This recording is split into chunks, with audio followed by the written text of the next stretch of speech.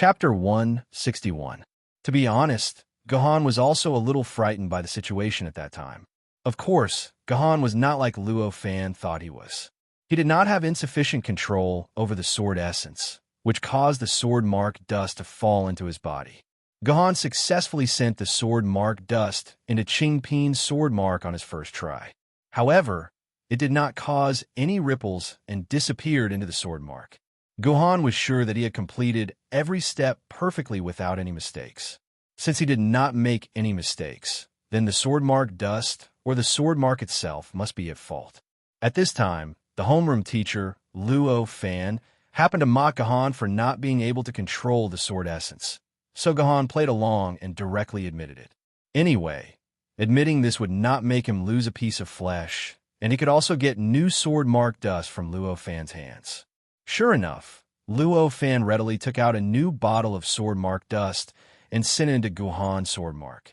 The sword mark still did not show any signs of materialization.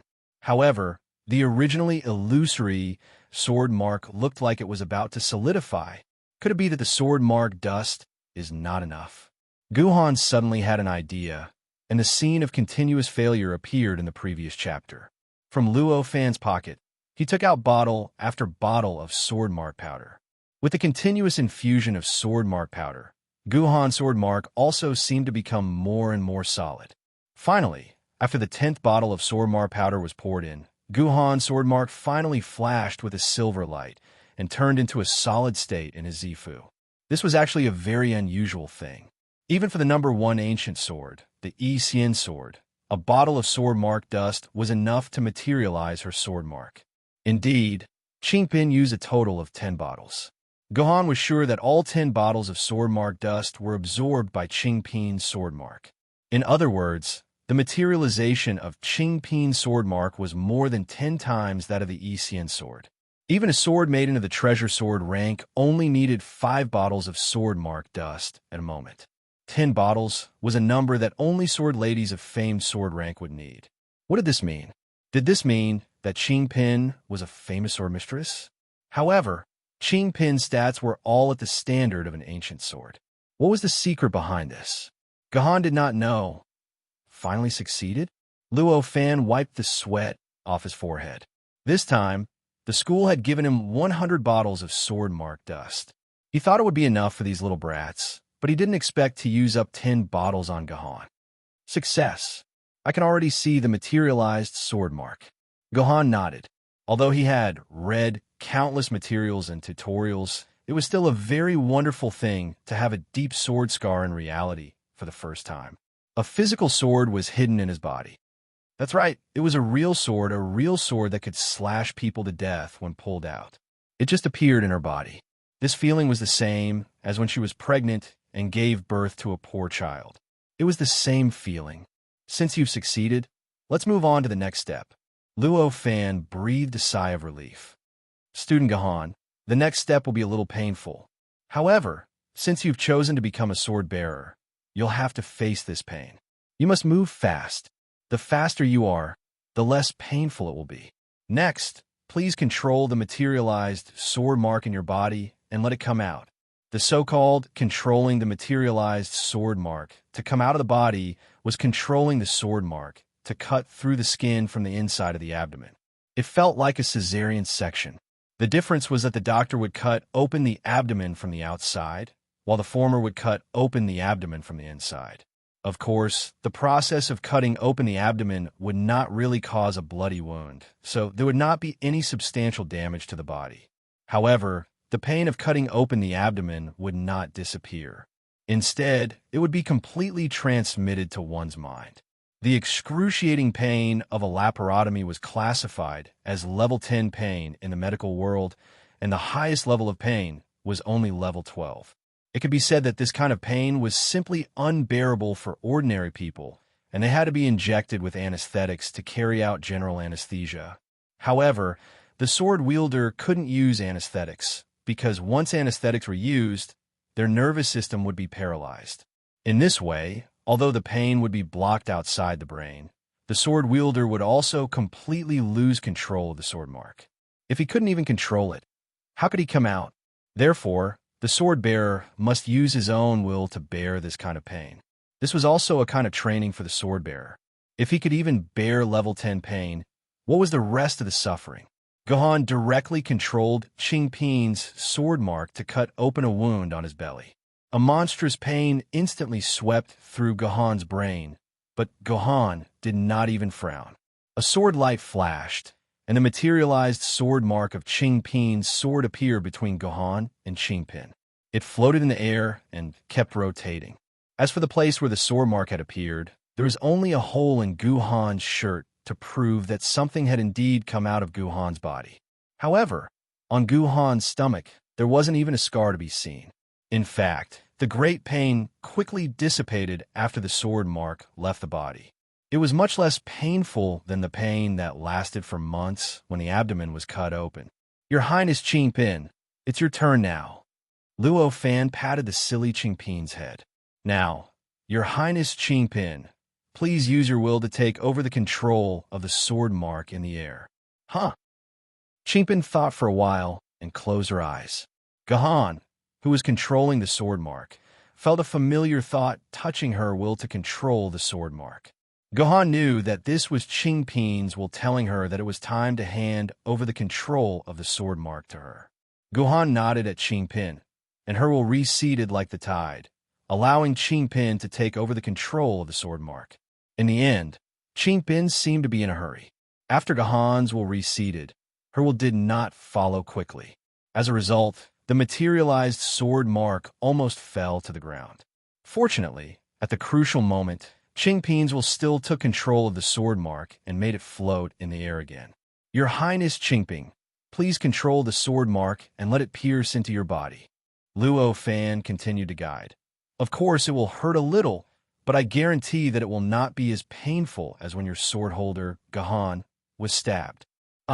When Qingpin's chubby little face heard that it would hurt, she immediately turned pale with fright and shouted at Gohan, Hey, Gohan will hurt.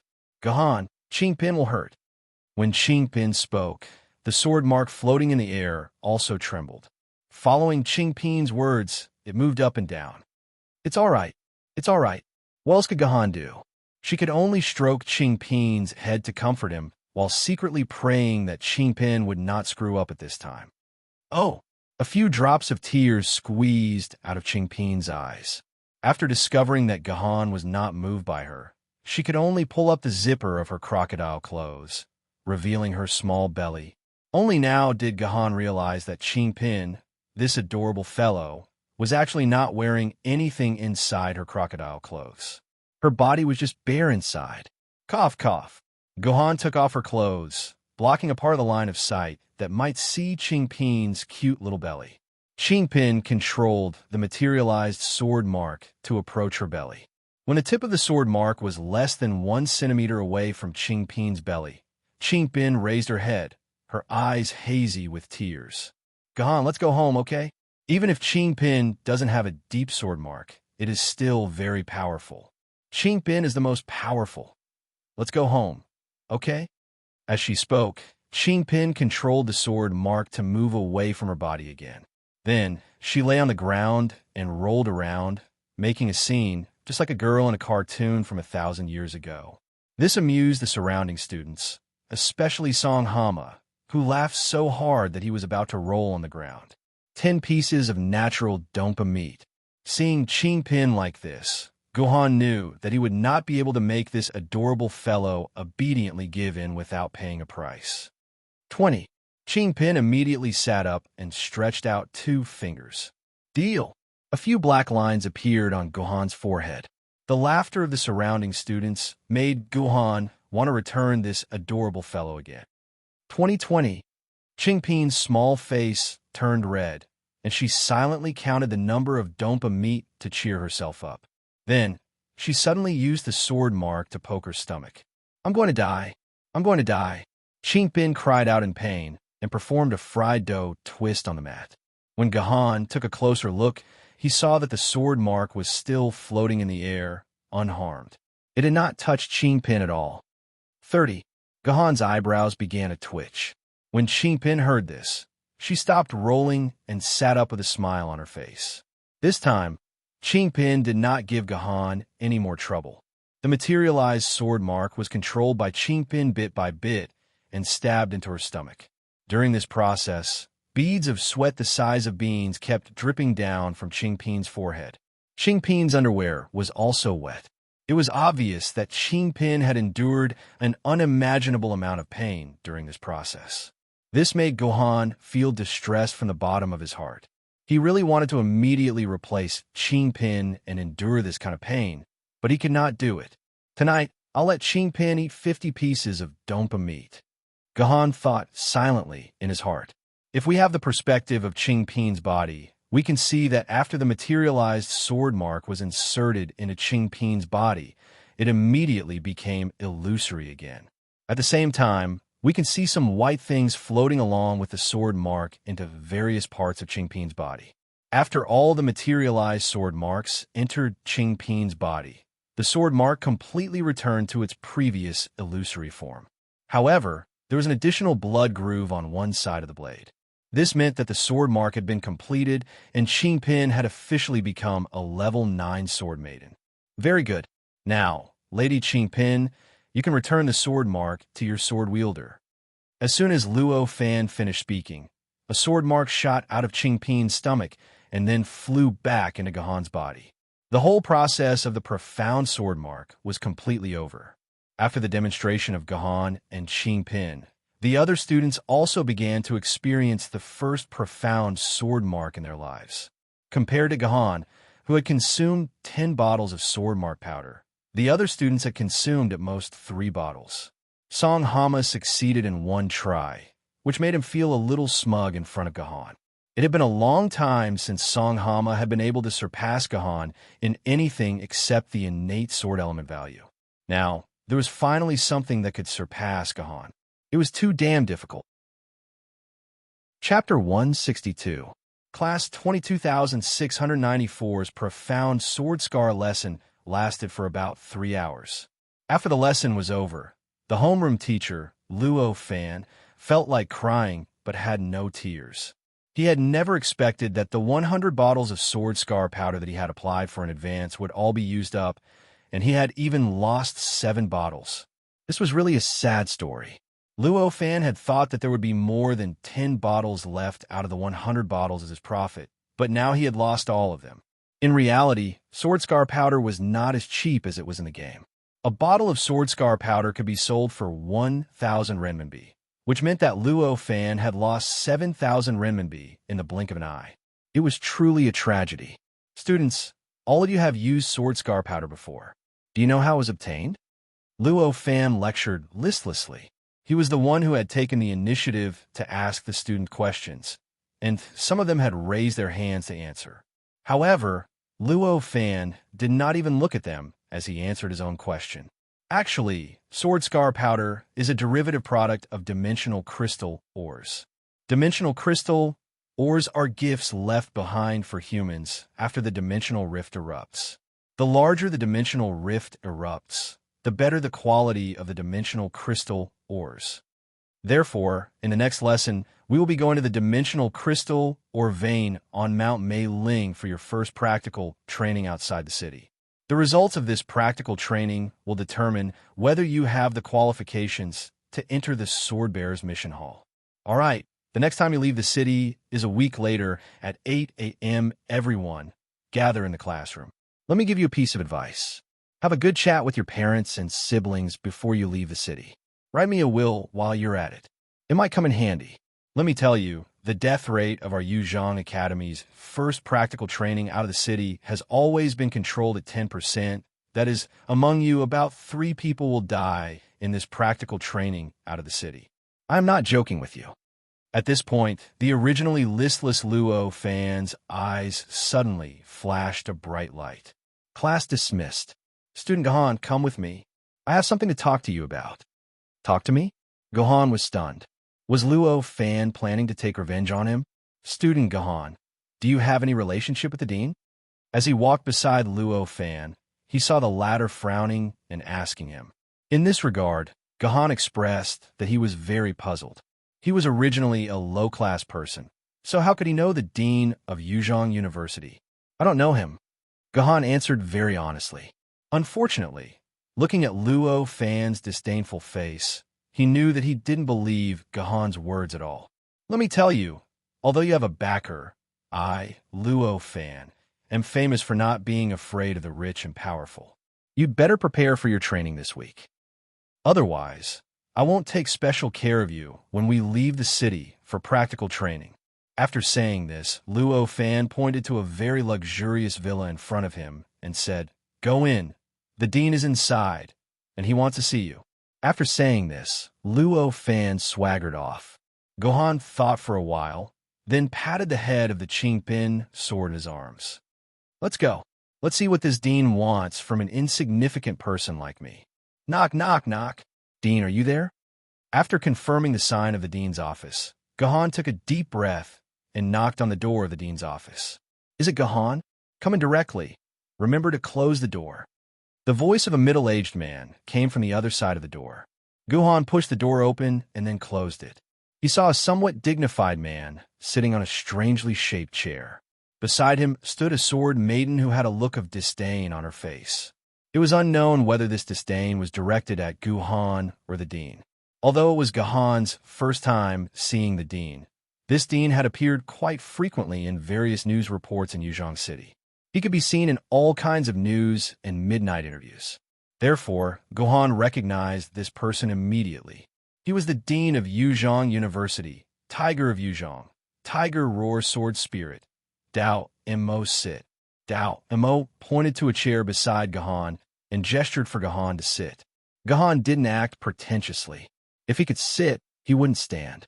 He lifted his butt and sat down.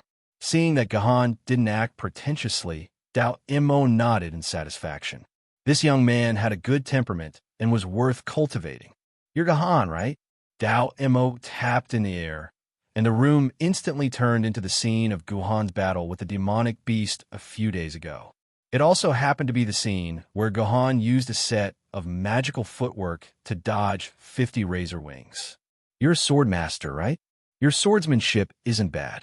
I heard from Long Quan that you have 10% of Huami's abilities. Tell me, is Long Quan right?" Dao Mo asked with a smile. "I don't know if I have 10% of his abilities." Gahan shook his head. "Who knows if we don't really fight? It's still a question whether Huami's sword spirit has 10% of my abilities, isn't it?" Dao Mo and Long Quan were stunned by Gahan's words. Where did this kid come from? He was so arrogant. He actually dared to doubt whether Huami's sword spirit had 10% of his abilities. "Good. I like people like you. Young and bold." Dao Mo slammed the table. "What do you think, kid? Since you can say such arrogant words, you should at least prove yourself." "How do I prove myself?" Gahan's eyes lit up. When he pointed out that he was a sword master and Huami's sword spirit, Gahan roughly guessed why this Tiger of Yuzhong was looking for him. After all, the battle between Yuzhong University and Yinjing Academy had lasted for hundreds of years. The love story between them was famous far and wide. The entire human world knew about it and used it as a topic of conversation. More than 1,000 books were written about the palace fights between Yuzhong University and Yinjing Academy. There were even people who personified Yuzhong University and Yinjing Academy and made a whole series of cartoons called That Year in Yuzhong, That Year in Yinjing. They sold very well. Thinking of the upcoming 8 Academies tournament, Gahan naturally had the idea that the dean wanted to humiliate Yinjing Academy at the 8 Academies tournament, so he had the idea of targeting him. Gahan did not reject such a thing. In fact, he was even looking forward to it. As long as he could make a name for himself at the Octagon meet, all kinds of human resources might be tilted toward him. It's very simple. Although my sword maiden, Long Quan, can't compare to Huami, in terms of swordsmanship, she's top-notch among the famous swordsmen. As long as you can defeat Long Quan with swordsmanship alone, I'll acknowledge your strength. Dao Mo said slowly. Sure, Gahan nodded and said, but what good will it do me to prove this? Dean, if there's nothing else, I'll be going back. Don't you dare. Dao Mo slammed the table heavily. Of course there are benefits. As long as you defeat Long Quan, Yuzhong University's resources will be tilted toward you. I'll train you to become a treasured sword wielder as soon as possible. Then, you'll represent Yuzhong University in the Octagon meet. This is a rare opportunity. Many legendary sword wielder have made a name for themselves at the Octagon meet. Student Gahan, the first time I saw you, I knew that you were an ambitious man. It's not wrong for a man to be ambitious. What's wrong is that he doesn't have the ability to match his ambition. Prove yourself to me, Gahan, if you want to stand at the peak of life. Gahan did not say anything. His mind was successfully seduced by Dao Mo. He was right. As long as he made a name for himself at the Octagon meet, he, Gahan, would be one step closer to his goal of becoming an Emperor's sword. Qing Pin, there's work to do. Gahan grabbed the sleepy Qing Pin's neck. Qing Pin knew that this damn sword wielder Gahan wanted him to transform into his sword form again. I'll add 10 more pieces of dompa pork tonight, Qing Pin mumbled. Although he was unhappy about this, under the temptation of the dompa pork, he obediently transformed into his sword form and held it in Gahan's hand. Please. Gahan made a gesture to Long Quan. Long Quan rolled his eyes at Dao Mo. There was a flash of light in his hand, and the Long Quan sword appeared in his hand. Please. Long Quan felt terrible. In the first 10 moves that she had exchanged with Gahan, Long Quan felt that she was suppressing Gahan. There were a few times when she could hit Gahan. However, Gahan's slippery body technique always dodged her attacks. Slowly, Long Quan became anxious. She desperately wanted to suppress Gahan and then defeat him. This gave Gahan a chance. Gahan saw a mistake in Long Quan's anxious state and immediately countered with his sword. Long Quan turned pale with fright and quickly blocked. Although she managed to block Gahan's sword by a hair's breadth, the situation had changed from Long Quan suppressing Gahan to Gahan suppressing Long Quan. Long Quan tried to turn the situation around. However, she felt that Gahan had predicted every move she made. Every time she attacked, there would be a blade blocking in front of her. Long Quan felt that she had been seen through by Gahan. I've seen through you. Suddenly, Gahan said. Long Quan was taken aback, and Gahan's dagger shot towards Long Quan's left shoulder. Long Quan quickly parried and evaded. However, when Long Quan's body moved, she realized that something was wrong. Gahan's move was actually a feint. However, Long Quan could no longer dodge. The blade of Qing Pin's sword pierced through Long Quan's wrist and directly under her throat. The tip of the sword was right there. You've lost. Thanks for letting me win, Lady Long Quan. Gahan withdrew his sword. Qing Pin immediately turned back into a cute little guy and burrowed into Gahan's baby pouch. I'm tired. I'm not fighting anymore. I'm going to sleep.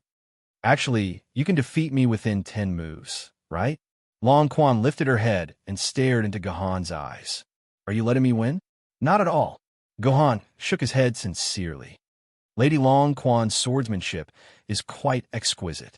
Gahan only wants to secretly learn a thing or two. I don't have any other intentions. Ha ha, Long Quan. Didn't you admit that you're no match for Gahan? You're just proving yourself now. Dao Mo patted Long Quan's shoulder. Then he turned to Gahan. From now on, you're a good student of Yuzhong University. Long Quan, take out a 3-pole. I'll personally put it on for student Gahan. All right? Didn't I tell those bastards at the hospital not to charge student Gahan's medical fees? Since he was injured in our school, the responsibility belongs to our school. Long Quan, go and tell the hospital to refund the 7 million medical fees to student Gahan. We can't let student Gahan bleed and cry. Chapter 163. How is it that you've only met the dean once and you've already got 3 poles? This world is simply too unfair. Song Hama looked at the 3 poles on Gahan's arm with envy. This meant that Gahan had become a good student of Yuzhong University. He had many privileges in the school, such as not attending classes and not failing exams. It was a completely different situation from the good students before the apocalypse.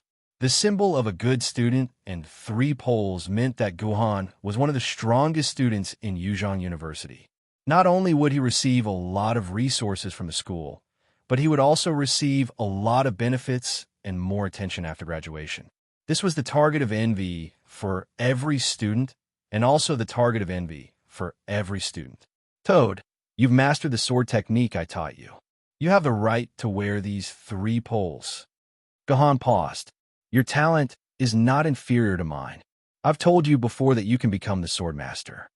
Forget it. I'll leave the fighting to the sword maiden. I'll be satisfied hiding in the back. Song Hama shook his head indifferently. He did not have the courage or interest to fight on the front lines. That's right. With Cloud Cast Iron here, you only need to cheer for him from behind, my dear friend.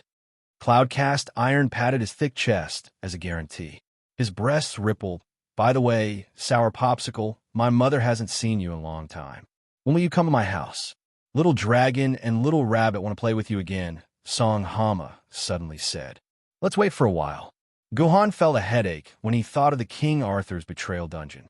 With this dungeon around, he would not be able to find time to do anything else in a short period of time. Dear Mr. Gohan, you have a refund of 6 million renminbi. It has been sent to your account.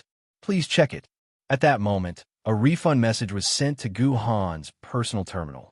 It seemed like the hospital had refunded Gohan's medical fees at an extremely fast speed.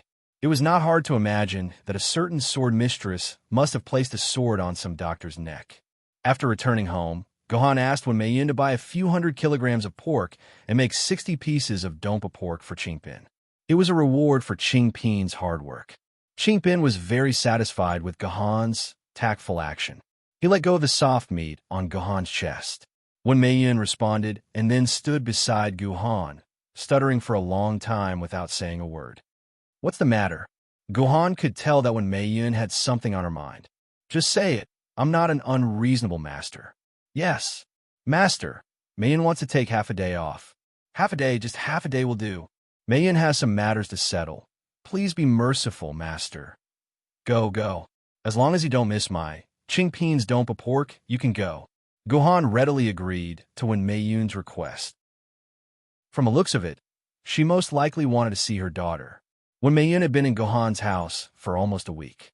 It was quite hard for her to not see her daughter for a week. After Wen Meiyin finished making lunch, she thanked Gohan profusely and left. Qingpin ran to the living room to watch cartoons after eating his fill.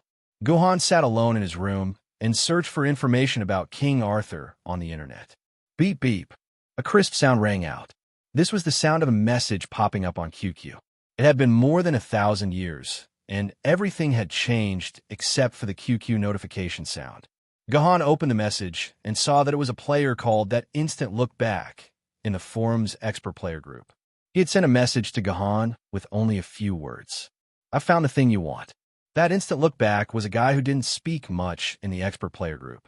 However, Gohan knew that other than being a max-level expert on the forum, he was also an extremely skilled hacker. He had once hacked into the Sword Committee's SS-level secret vault and obtained a lot of top-secret information. When he was researching the King of Yu's Gujin Sword dungeon, Gohan had asked him many times to obtain some confidential information. Of course, that instant look-back was not a volunteer. He had to pay for it, and the price was not cheap. The cost of the few messages from the dragon had cost Gohan half a year's worth of nutrient solution. The thing you want is SS level. I put in a lot of effort, so it's slightly higher than the agreed price.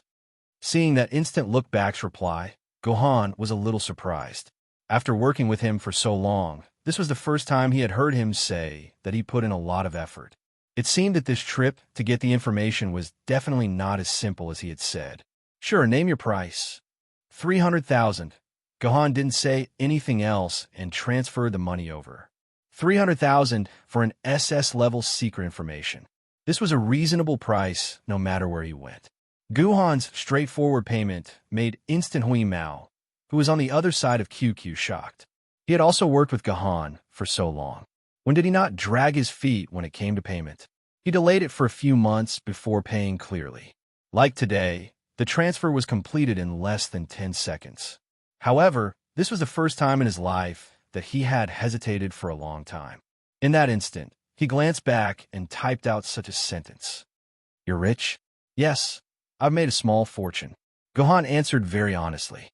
Oh, after typing this word, that instant look-back's profile picture dimmed. This meant that he had gone offline. As a hacker, He would immediately go offline after the transaction to prevent others from finding any clues. Gahan carefully read the entire information. Some of the questions he had about King Arthur's betrayal were answered.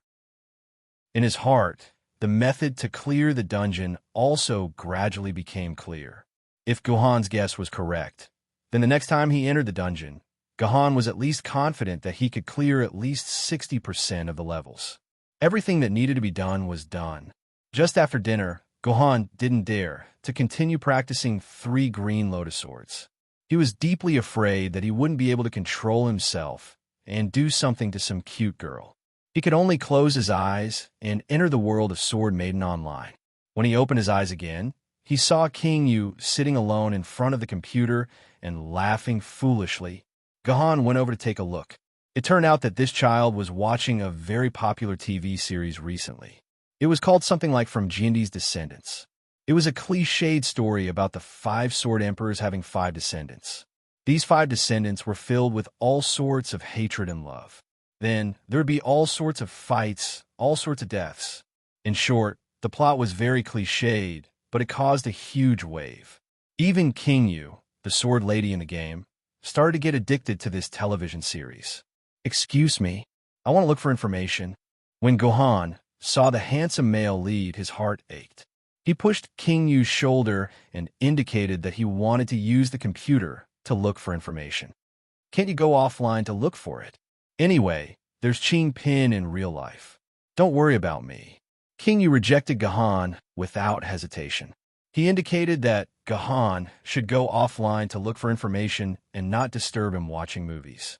Gahan glared and touched King Yu's butt. "Don't think too much." Gahan just wanted King Yu to return the sword.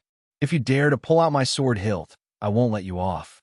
Don't even think about seeing me for the rest of your life."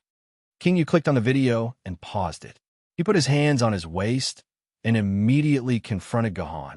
The originally cold and dark Gahan suddenly couldn't withstand King Yu's unyielding aura. It was the same when facing Qing Pin. Gahan was getting more and more away from his original persona.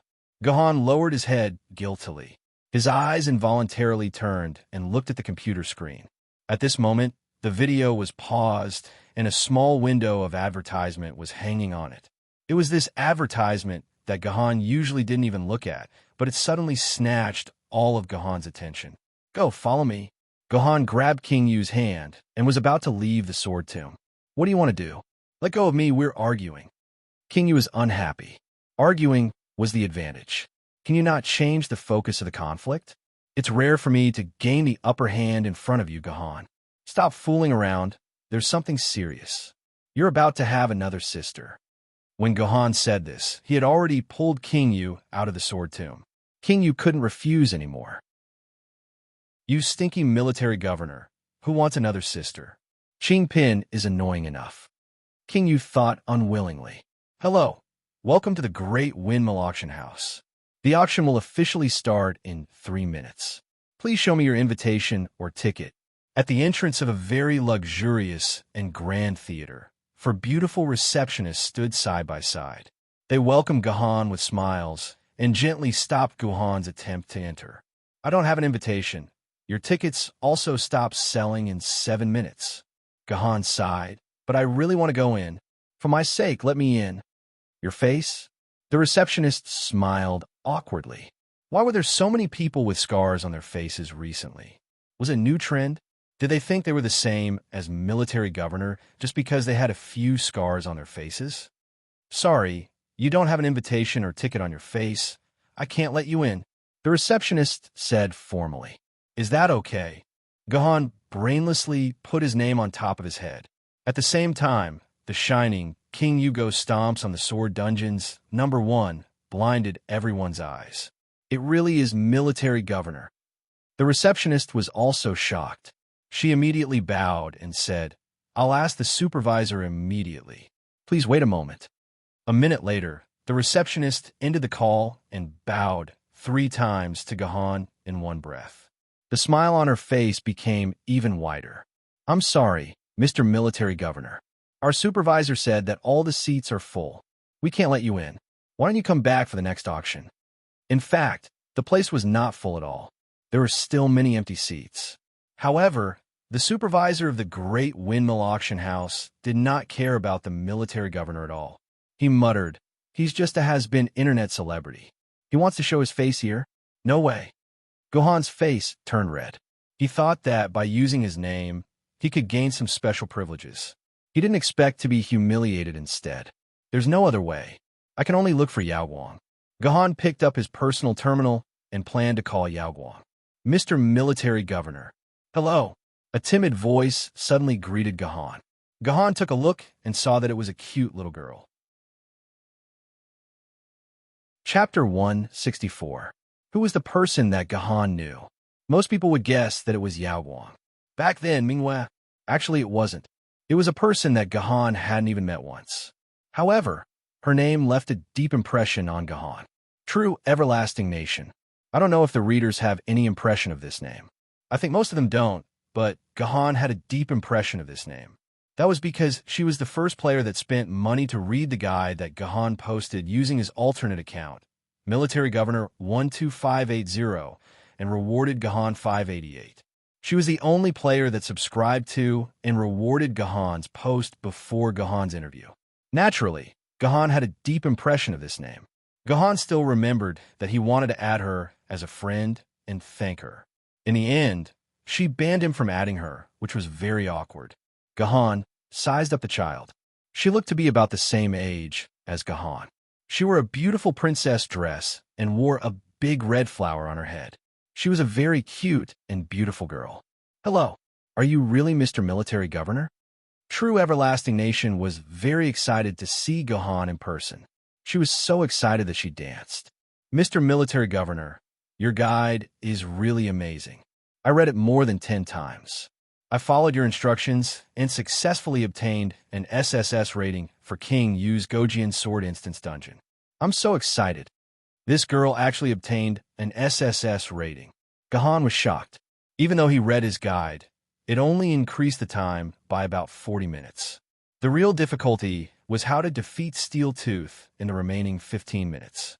Although he had Kinzu and King Yu as his helpers, King Yu had completely forgotten about his sword skills. It would be good if he didn't cause trouble for the players. This true Everlasting Nation was able to reach SSS rating. She definitely had a strong side. She wasn't someone to be underestimated. "Hello, Miss True Everlasting Nation. I remember you." Gohan reached out a hand. "You are the first person to subscribe to my post. I am very grateful for your subscription and tips." "Really? Does Mr. Military Governor really remember me? I'm so excited." True Everlasting Kingdom became excited again. He hurriedly wanted to shake Gohan's outstretched hand. However, just as he was about to shake it, his face darkened and he retracted his hand. "I'm sorry, Mr. Military Governor. I did some dirty things just now, so my hands are a little dirty. I won't shake your hand, I'm fine. It's no big deal." Without saying a word, Gohan took the initiative to grab True Constant Country's hand, which was about to retract, and shook it with force. "Thank you for the tip." "Thank you again," Gohan said very sincerely. "Mr. Military Governor." True Constant Country shrunk back like a frightened rabbit. Her face was red for a long time. Suddenly, loud music could be heard in the auction hall. This meant that the auction had officially started. "Mr. Military Governor, why are you stopping here? Did you encounter some difficulties?" True Constant Country asked with her head lowered. "Yes." Gohan nodded honestly. "I wanted to go in, but this lady told me that it's already full, so I can't go in." "Full?" True Constant Country was stunned. She took out her personal terminal and tapped on it a few times. Immediately, her expression changed. Her expression turned fierce. "How dare you? There are clearly 1/3 of the seats in the auction hall. You actually dare to lie with your eyes closed? You actually dare to let the Honorable Mr. Military Governor wait outside and refuse to let him in? Who gave you such courage?" True Constant Country shouted fiercely at the greeter at the entrance, scaring the pitiful, long-legged lady into a ball. Was the current True Constant Country still the shy little girl from before? "You can get lost now. I hereby announce that from now on, you are no longer a member of the Great Windmill Auction House. True Constant Country didn't waste any time and directly sentenced the long-legged lady to death. Don't missy. Don't missy. I didn't say that. Director Chun made me say that. Actually, I admire Mr. Military Governor a lot. I'm also his fan. But Director Chun said that we shouldn't let this kind of fading celebrity insult the reputation of the great windmill auction house. For the sake of her job, this long-legged lady didn't hesitate to sell out Director Chun. Really? Did Director Chun say that? True Constant Country's expression softened. In that case, just stand here. If what you said is true, I'll let you off today. What are you standing here for? Hurry up and open the door. Invite Mr. Military Governor in. A few minutes later, Guhan and the True Everlasting Kingdom were seated in a private room on the top floor of the auction house. This was the best private room in the great windmill auction house. It was more than 100 square meters in size, with a sofa, a coffee table, fruits, snacks, a television, and so on. There was even a bed and a chair in the room. It was unknown what kind of dirty thoughts the designer of this private room had in mind when he put it there. When she was with Gahan, this Missy, who was arrogantly lecturing her subordinates just a moment ago, instantly turned into a cute, timid, and beautiful young lady. Miss True Constant Country, are you the Missy of this place? Gahan asked, even though he already knew the answer. Can you? Don't call me Miss True Chong Ruo Country. True Chong Ruo Country said with a mournful face. I'm already regretting my choice of this online name. It's awkward to call the person I'm calling, and it's also awkward to call the person I'm calling. Mr. Admiral, you could just call me Chong Ruo. All right, Miss Chong Ruo. Guhan readily changed the way he addressed her. Answer my question. That's right. I'm a Missy of the great windmill auction house. True Constant Country nodded. My father is the chairman of the great windmill auction house, but I rarely come to this auction house. Today, I heard that the auction house has some sword-grade keepsakes, so I came over. Sword-grade keepsakes? Gohan's mind spun. I heard you say that you received an SSS rating after reading my post. So, Chongruo, you've only been in the game for a few days, yet you've already reached the threshold of the sword grade? Hee hee. Chongruo, my innate sword essence is worth more than 800 quarks. After entering the game, I casually ran a few dungeons, and my innate sword essence is worth 1,000 quarks. True Constant Country lowered her head as she spoke. She had no idea that her words had caused Gahan to laugh bitterly in his heart. It seemed that this true, everlasting nation was also a rare genius. Innate sword element was worth more than 800 quarks, and it was one in 10,000 people like her.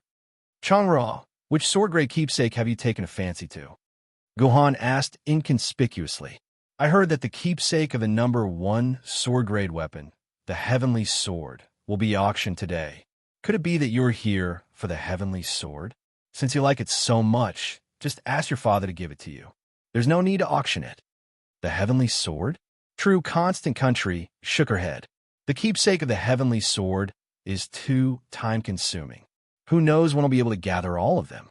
My goal this time is to obtain a complete set of keepsakes of the Soul-Devouring Sword.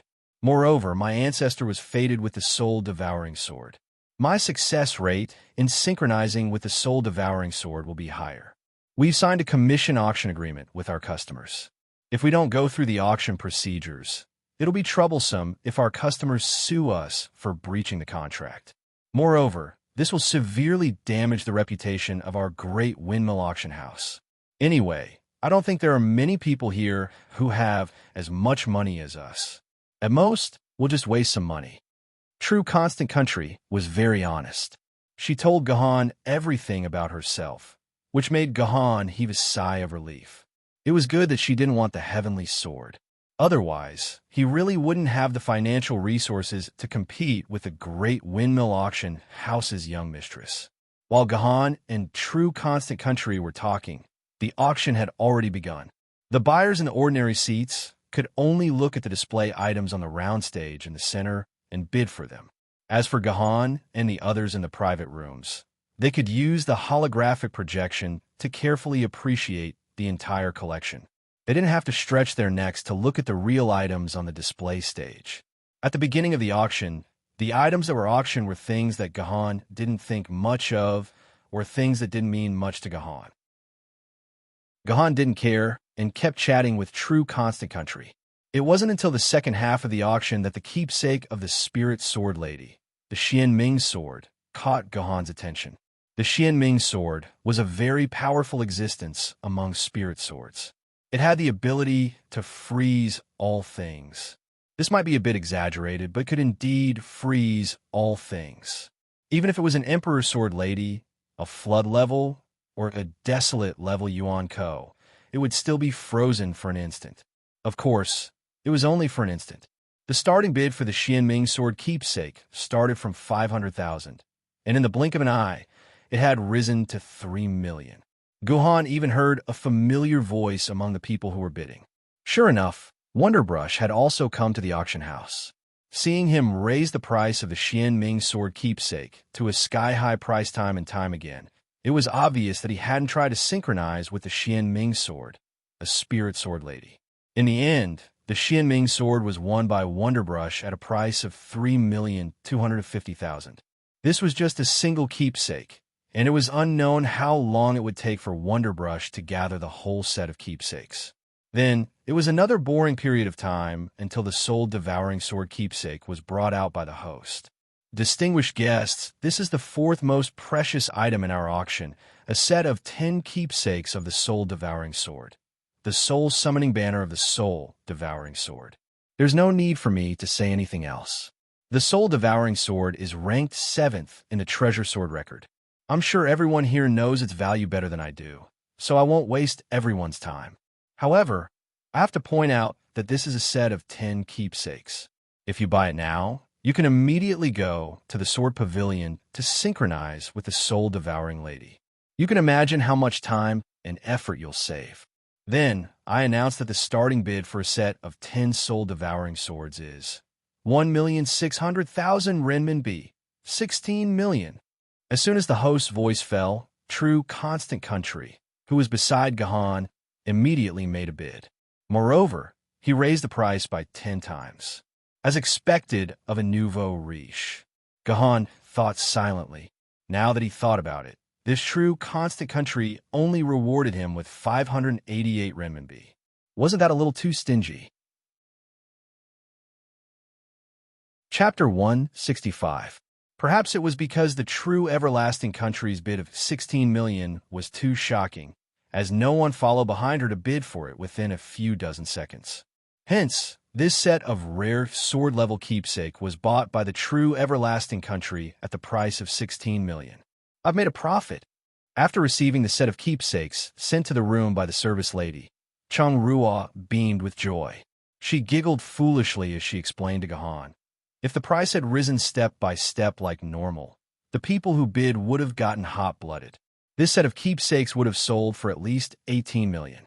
Now that I've bid 16 million in one go, they've all been frightened and don't dare to compete with me anymore.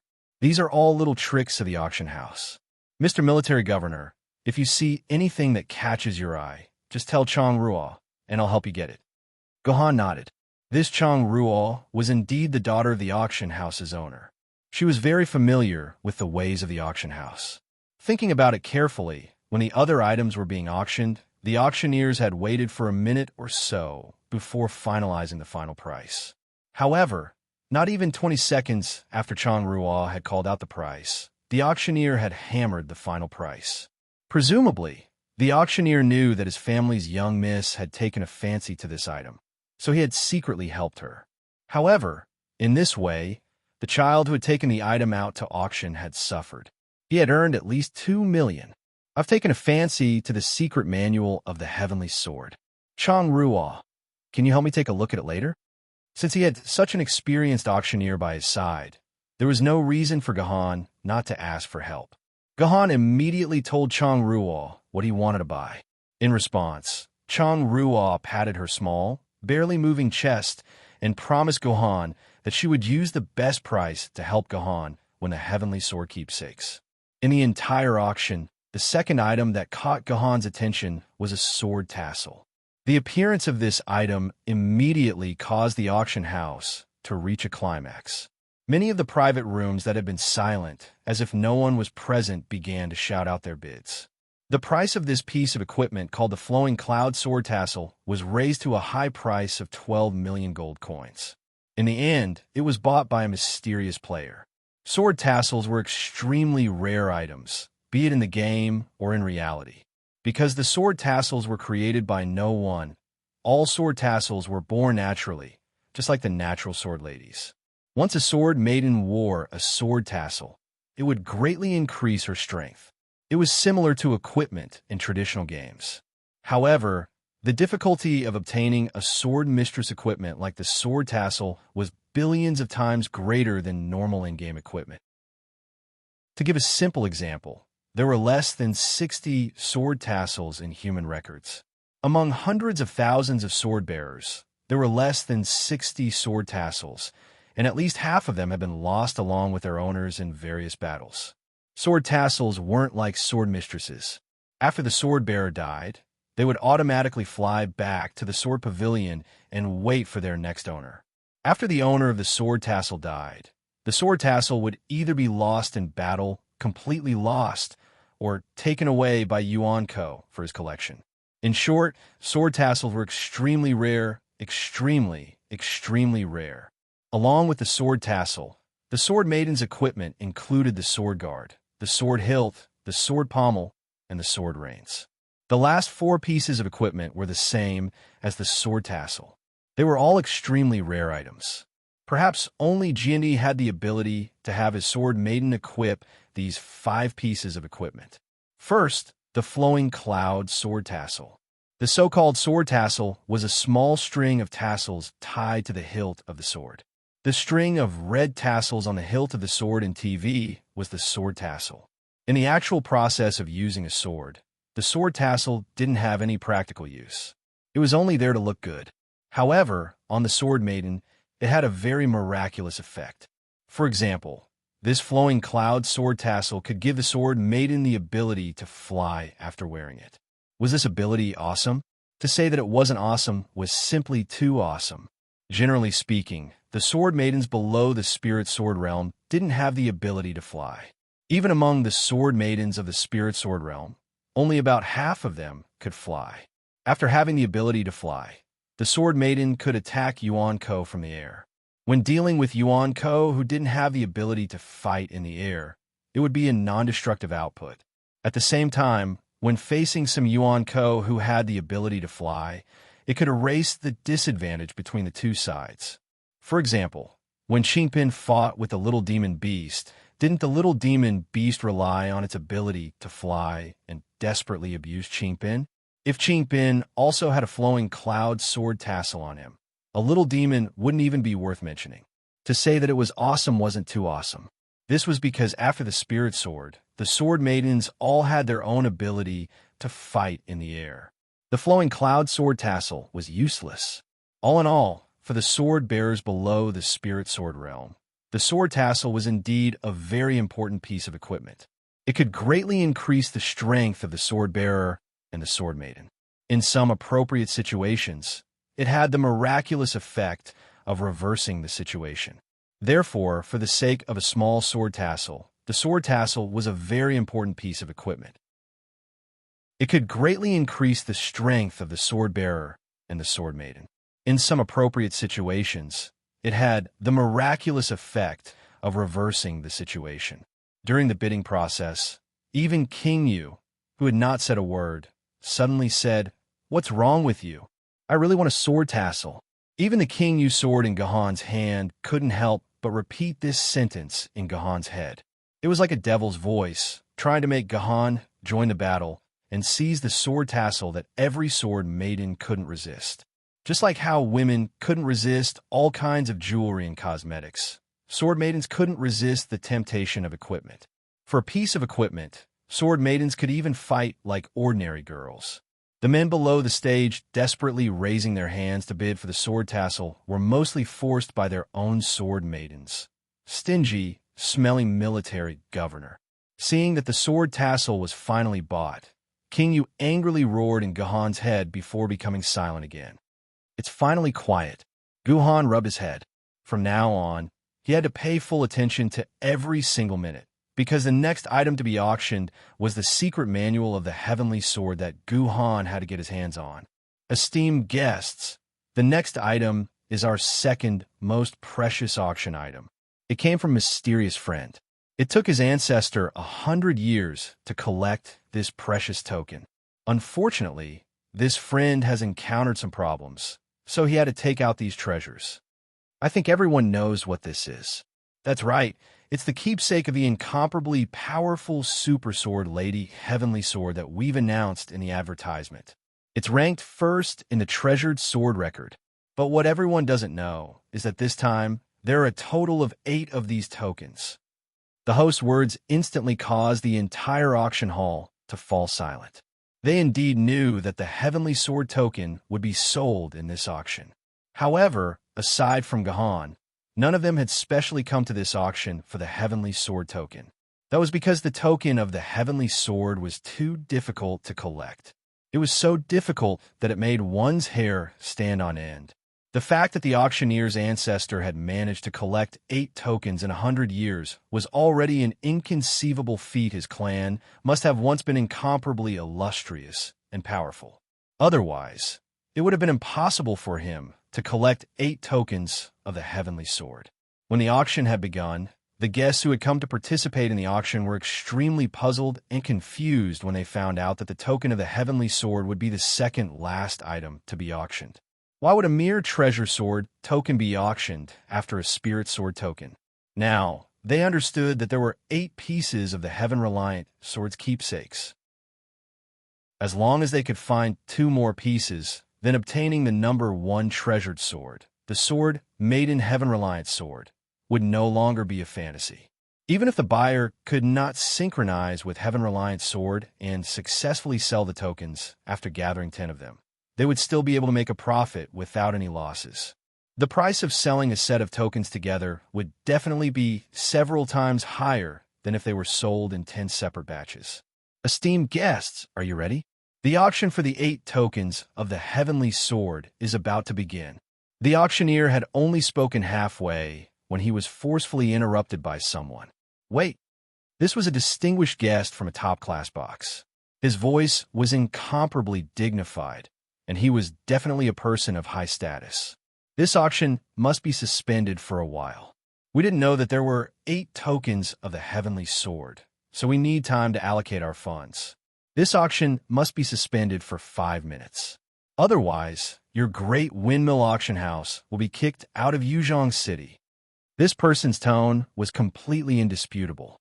It seemed as if he could really do the tyrannical act of driving the great windmill auction house out of Yuzhong City.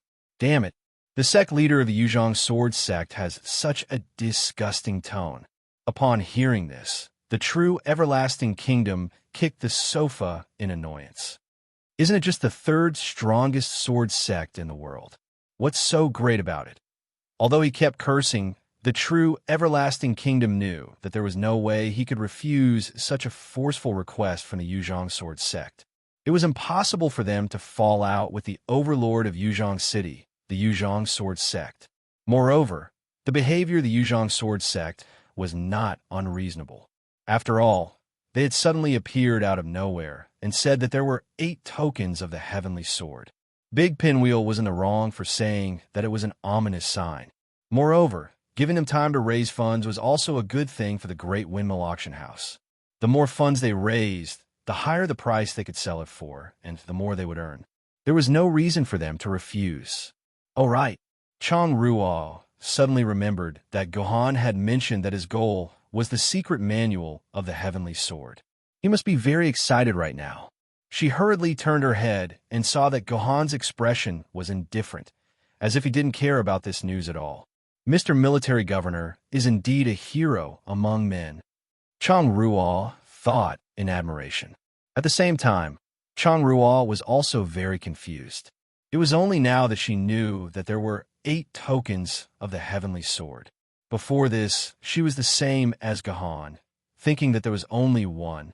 Chang Ruo was the young lady of the great windmill auction house, and she only knew about it at the last minute. This was a little too strange. Chapter 166. Actually, the management of Big Windmill was also dumbfounded by this sudden change. They had received news from the auctioneer that there was only one copy of the item, who knew that the item would be delivered a little late due to some unforeseen circumstances. After it was delivered to the backstage of Big Windmill Auction House, 8 copies of the secret manual of the Heaven-Reliant Sword completely stunned the management. They wanted to delay the auction until the next auction, but the owner of the item was determined to sell it today. He didn't care even if he lost some money. Moreover, the owner had made a request that seemed unreasonable to the professionals. Helpless, Big Windmill Auction House could only brace themselves and sell it. Dear guests, according to the owner's request, these 8 Heaven-Reliant Sword keepsakes will not be sold all at once. They will be sold one by one, so there is no need to rush to raise funds. There's no need to rush. The auctioneer's forehead was covered in sweat as he said this. This was the first time he had met a customer who wanted to sell the keepsakes one by one. Why would a customer make such a stupid request? Chang Ruo frowned. If we sell it one by one, the value of the Heaven-Reliant Sword keepsakes won't be reflected at all. Only when 10 of them are put together can the value of the keepsakes be reflected. Although this might cause the auction price of the first and second copies to explode, once someone buys the first few copies, then most of the buyers will lose interest in buying. This way, the price of the first and second copies might be higher than the average price, but the price of the later copies will be a loss. It's fine. This is quite good. The corners of Gohan's mouth curled into a smile. Selling the keepsakes one by one was perfect for Gohan. Gohan already had 5 keepsakes. He could wait until the first 3, which were the fiercest of the competition, were over. When the money that the local tycoons had prepared was almost used up, he could go up and take over the last 5 copies. What a perfect plan! Soon, the first copy of the Heaven-Reliant Sword was auctioned off. Item: Heaven-Reliant Sword Secret Manual. Quantity: 1 copy. Starting price: 300,000 renminbi. Each increment must be no less than 10,000 renminbi. After 3 confirmations, if there are no further bids, the transaction will be declared a success. Now let's start. The host banged the mallet on the auction table and announced the start of the auction. Unexpectedly, when the host announced the start of filming, he was greeted with silence. After a minute, not a single person responded. Just when the host thought that it was going to pass, someone from the private room finally spoke. 500,000. The one who spoke was the sect leader of Yuzhong's sword sect. His words truly announced the start of the auction. 600,000. 800,000. 1 million. As people continued to raise their paddles, the entire auction process directly entered the climax, and the price rose all the way to 8 million. It should be noted that the last time they had auctioned off the secret manual of the Heaven-Reliant Sword, it had only been sold for less than 3 million. Crazy. These people are crazy. True Everlasting Kingdom felt that the scene in front of her was already beyond her common sense. That's normal. Didn't you say that? The competition for the first few items should be more intense. Gohan patted True Everlasting Kingdom's head. Don't forget that most of these people's funds are here for the grand finale. Their funds are going to be used for the most crucial grand finale. However, since it's for the grand finale, shouldn't they be trying to save as much money as possible? True Everlasting Kingdom felt that she could no longer keep up with Gohan's thinking. Since they were all here for the grand finale, why would they fight so fiercely for a Sword Maiden token? However, there is only one treasure for the grand finale. There are at least a dozen factions here, so only one faction can obtain this treasure. The rest of the factions can only return empty-handed. Gohan explained with a smile. After listening to Gohan's words, Changruo nodded thoughtfully. She seemed to have understood something. That's why some of the factions who aren't confident think that since the chances of obtaining the grand finale aren't high, they might as well get their hands on the strongest Sword Maiden. That way, they wouldn't have come to this auction in vain.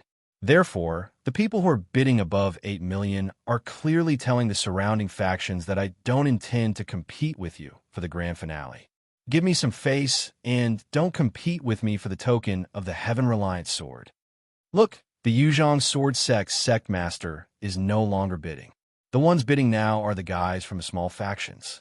The big factions have already given up the stage. When Chang Ruo heard this, she realized that the private rooms of the big factions had indeed stopped raising their paddles. The ones still raising their paddles were some unknown people that Chang Ruo wasn't familiar with. But these small factions are raising their paddles so fiercely. If they use up all their funds now, what will happen if they can't compete for the token later on? Chang Ruo still couldn't understand. Since they've come this far, these small factions will definitely be looking forward to the finale. After the first two failures, they won't be interested in the remaining tokens. To them, 1 or 2 tokens of the Heavenly Sword are completely meaningless. It will only be a waste of what little money they have to begin with, unless someone already has a few tokens of the Heavenly Sword in their hands. After an intense bidding war, a faction called Radiant Sword won the bid for the first token of the Heaven-Reliant Sword with a price of 9.8 million. The competition for the second token of the Heaven-Reliant Sword was also very intense. However, it wasn't as good as the first token. It stopped at 8.1 million. In the end, the faction that won the second token was the same as the one that won the first token. This way, the remaining factions would at most obtain 6 tokens. For them, this was already meaningless. By the time they gathered the remaining 4 tokens, it would probably be too late. Therefore, when the third token was up for auction, the number of people competing for it plummeted. When the price reached 3.5 million, no one was willing to continue raising their paddles. Hui Jian, the boss of the small force who bought the first 2 tokens, was very happy. According to his estimation, he could buy the remaining tokens for less than 3 million. In this way, the total cost might not even be 30 million. This was much more cost-effective than buying 8 tokens together. It was not impossible for the price of 8 of them to soar to 40 million. Just as Boss Hui Jian was having a beautiful dream and was about to take the third portion for 3.4 million, a person in the private room who had never spoken before suddenly spoke. 4 million. The one who spoke was a woman's voice. It came from a distinguished guest in a VIP room. She unceremoniously raised the price of the third token to 4 million. This made Boss Radiant Sword's balls ache. Although he still had some funds left, if the price of the third token soared to around 7 million, then whether or not he would be able to take down the remaining tokens would be a huge question mark. 4 or 5 million. Boss Radiant Sword gritted his teeth and followed the price. 5 million. The number of people in the private room increased by another 500,000. This made Radiant Sword hesitate. The person in this private room should be from a large faction. Didn't we have a tacit understanding not to compete with small factions like us? 6 million. Radiant Sword gritted his teeth and directly added 1 million. Then, he told himself that if the person in the private room from the large faction still increased the price, he would immediately turn around and leave. He wouldn't play with these scammers anymore.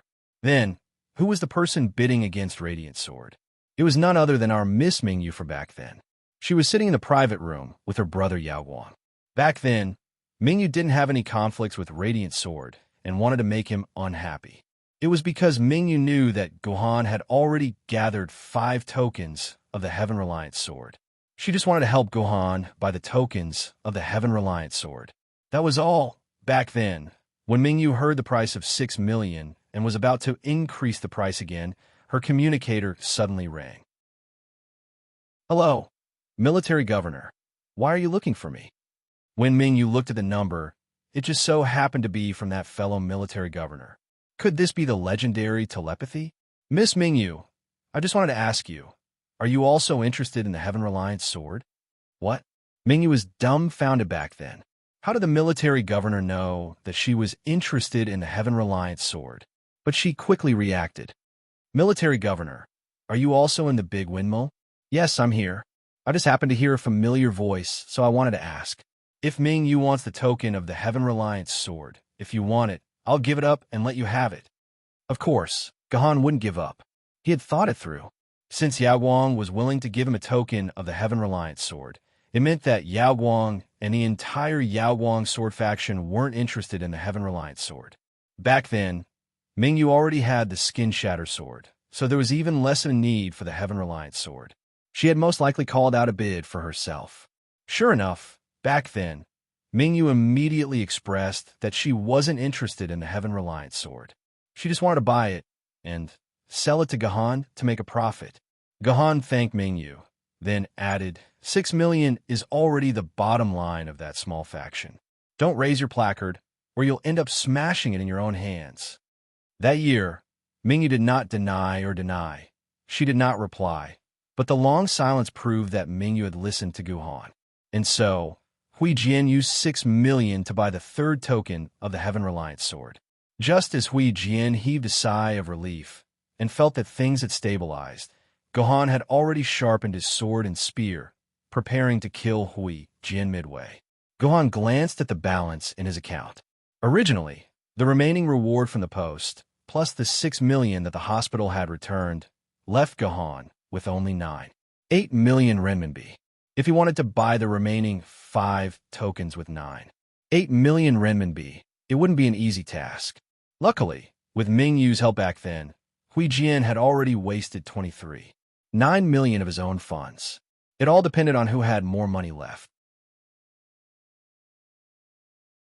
Chapter 167. Hui Jian couldn't be said to be a good person because he had started his business as a loan shark. He had caused many families in the Bay City to be ruined and their lives miserable.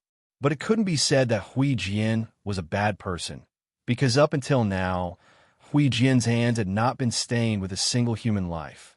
No matter what era it was, a gang boss not having a single human life on his hands was something worthy of praise. Those who were familiar with Hui Jian knew that he had a huge weakness, and that was his younger brother, a relative who was born with a high degree of paraplegia due to a genetic defect. Because the cause of the disease came from the genes, medical technology 1,000 years later could not deal with such a terrible disease. Hui Jian could only give all the best things he could to his younger brother. For example, the token of the heavenly sword that he had bought was prepared for his younger brother. The first, second, and third tokens were sold very smoothly, basically according to Hui Jian's expectations. Although there were some problems when he bought the third token, it was still within Hui Jian's tolerance range. Following that, the fourth token was auctioned off. 8 million. Hui Jian called out this price in one breath. Under normal circumstances, a token of the heavenly sword could be sold for 3 million, which was already the highest price. Now that Hui Jian had directly called out this price, he was telling those who were still eager to make a move, don't even think about picking up the scraps for me. The way he saw it, the fourth Heaven Reliant sword's keepsake would be in his hands once he made a bid of 2,800,000. Unfortunately, he had been too optimistic about it. 3 million. A leisurely voice followed, which made Hui Jian's heart skip a beat. Why was there still someone willing to follow? Hui Jian looked up. He had an impression of the private room that had made the bid. It was the private room that had spent 16 million in one breath to buy a complete set of soul-devouring swords. The people inside should be from a powerful force. 1 million. Hui Jian tentatively called out a new price. He wanted to know what kind of mentality the other party was using to increase the price. If the other party followed closely and increased the price by 100,000, it would mean that the other party was here to cause trouble and deliberately annoy him. If the other party increased the price by 500,000, it would mean that the other party really wanted to compete with him for the remaining Heaven Reliant sword keepsake. However, Hui Jian felt that the second possibility was unlikely. If someone really wanted the token of the heavenly sword, they should have made their move when the first token was being auctioned instead of waiting until now. 320. As expected, the development that followed proved Hui Jian's guess. This guy was always increasing the price by 100,000. He was totally here to cause trouble for Hui Jian. 350. Hui Jian unceremoniously raised the price by 300,000, and the other party also followed suit, bidding a price of 6 million. Humph! Since you dare to come and make trouble, you should be prepared to lose a lot of money. Hui Jian snorted coldly. He had already decided to screw over this person who dared to cause trouble for him. Therefore, when the other party raised the price of 6 million, Huijian shut his mouth and no longer raised the price. The host called out 3 times in a row. After no one else raised their placards, the 4th token of the heavenly sword went to the mysterious person. From Huijian's point of view, he had completely screwed over the bastard who had increased the price. 6 million for a token of the heavenly sword that was worth at most 3 million was the kind of person he was screwing over. Some readers wanted to ask, although Huijian had screwed over the other party by giving up the 4th token, wouldn't he also lose one forever? In fact, Huijian had a good plan. After the auction was over, he would catch up to the fellow who had increased the price and buy the loan token from him for 5 million. For them, a token of the heavenly sword was worthless. They would definitely lose 6 million, so they might as well sell it to him cheaply. At least they could recover their 5 million loss. Huijian could even imagine the other party flying into a rage at his suggestion, but they had no choice but to sell it to him. Just thinking about it made him excited. Immediately after, the 5th token of the heavenly sword began to be auctioned. Huijian was still the first to bid, but this time he didn't bid 8 million. He only bid 2 million. Those who wanted to mess with him must have been scared out of their wits by what happened to that idiot. No one dared to compete with him for the token of the heavenly sword anymore. Things seemed to go as Huijian had imagined. After a minute, the host repeated the bid twice. Just as he was about to finish the 5th token for the 3rd time, the person who had unjustly spent 8 million to buy the token raised his placard again. 1 million. Huijian's heart couldn't help but thump when he saw this. This person had already been fooled by him, so why did he still dare to bid? Could it be that he really wanted the token of the heavenly sword? No. Huijian comforted himself. That person had clearly hesitated for a long time before bidding. He must have exploded in anger after being fooled by Huijian. He was unwilling to accept it and wanted to win back some ground. Just like what Huijian had done just now. He wanted Huijian to buy a token of the heavenly sword at a high price. Let's wait and see. Huijian coldly snorted and then bid 2 million. In the following period of time, the price seemed to rise by the hundreds of thousands. Huijian bid 3 million, and the other person bid 4 million. In this cycle, when the price reached 7 million, Huijian began to hesitate. Because this time, the mysterious person who made the bid of 7 million was very fast. Almost a second after Huijian made the bid of 3 million, he immediately followed up with the price of 7 million. It was completely different from how the other party had been hesitant every time he made a bid. This made Huijian instantly vigilant. Could it be that this guy's target price was 7 million? If it exceeded this price, he would no longer bid. Did he want Huijian to habitually use 8 million to buy the token? It was very possible. Huijian's heart rang with alarm. Last time, he had cheated the other party at 8 million. It was very reasonable for the other party to want to cheat him back at 8 million. That must be it. Huijian won't fall for it.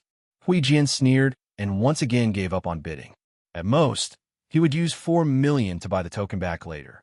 After cutting him off twice in a row, Huijian decided not to buy it back at 5 million, which was a reasonable price.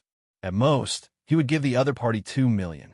As a result, the 4th and 5th Heaven Reliant Sword secret manuals were bought by Gahan at 8 million and 7 million respectively. However, in this way, Gahan only had 3 million left in his wallet. There were still 3 more tokens left, and it seemed like Gahan wouldn't be able to buy even one. The 6th Heaven Reliant Sword, Keepsake, finally began to be auctioned off. When Huijian heard Gahan calling out a price to him once again, he completely understood that he was an idiot. This was because the other party had directly called out a price of 4 million when the 6th token appeared. This mysterious person didn't seem to want to play mind games with him anymore. He didn't want to disgust him at all, but he wanted to compete with him for the token of Heaven Reliant Sword. This discovery almost made Huijian choke on his breath. Hui Jian swore that if he didn't get his revenge, he wouldn't be human. Fine, you also want the token of Heaven Reliant Sword, right? If the next token doesn't exceed 8 million, don't even think about taking it away so easily. Hui Jian was full of negative emotions.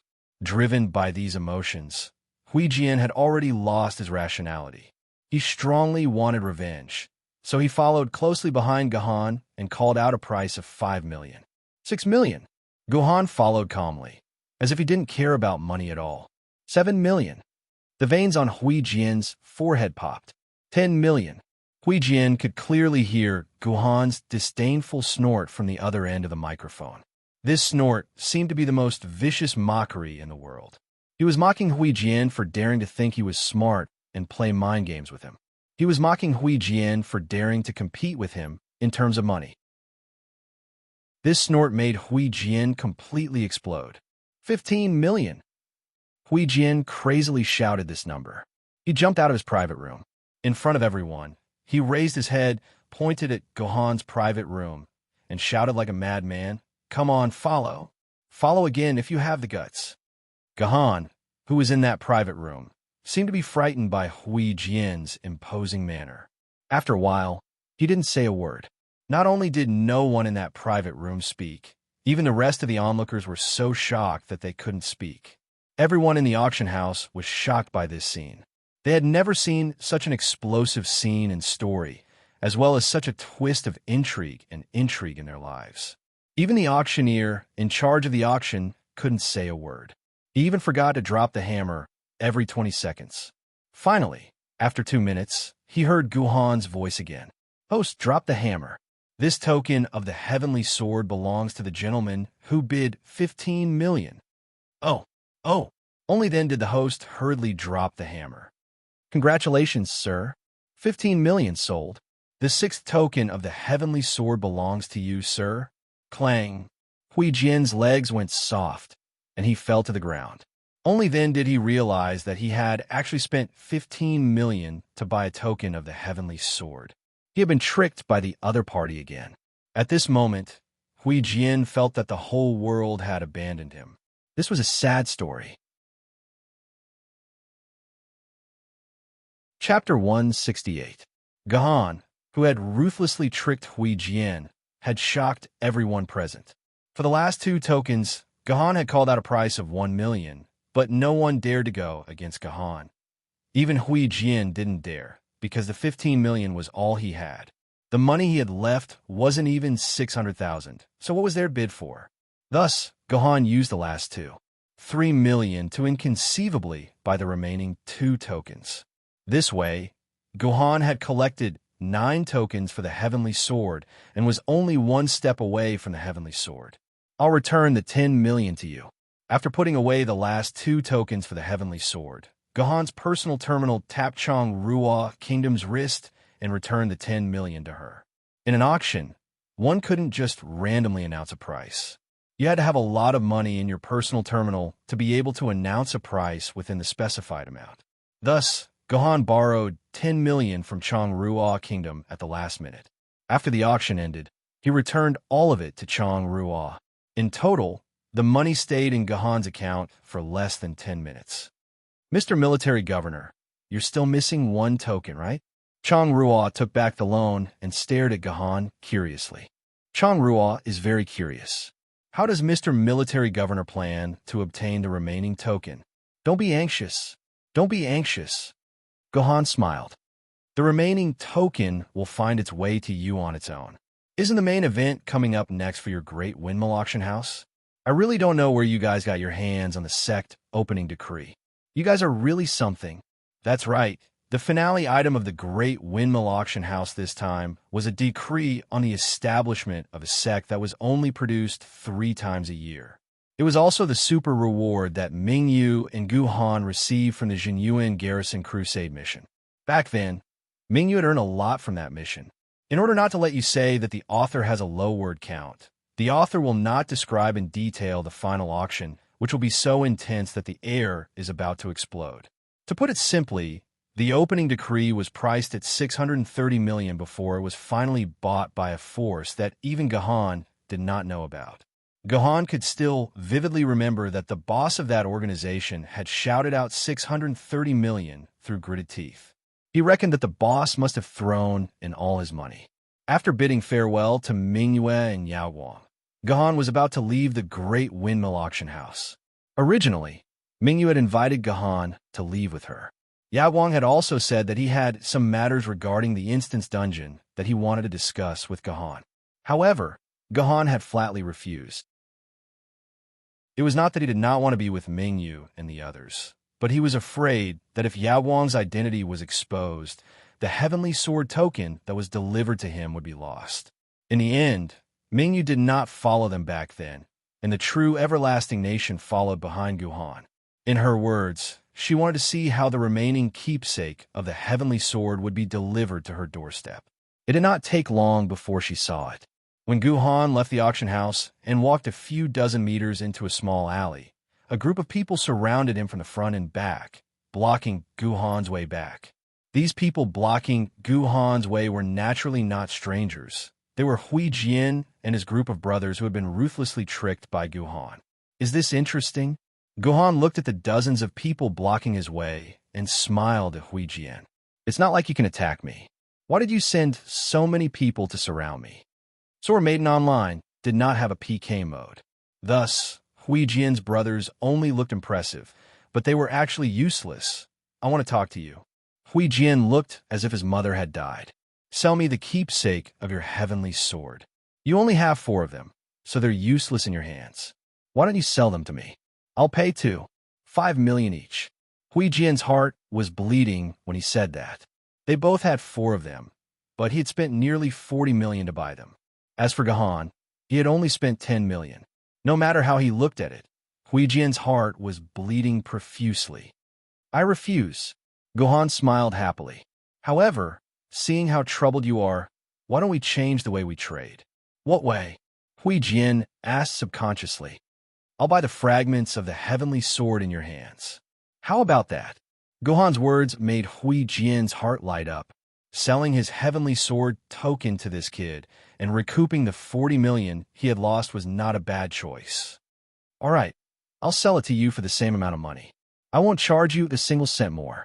Hearing Hui Jian's words, the true everlasting country almost burst out laughing. This guy actually thought that someone would be a fool and use 40 million to buy the token of the heavenly sword in his hands.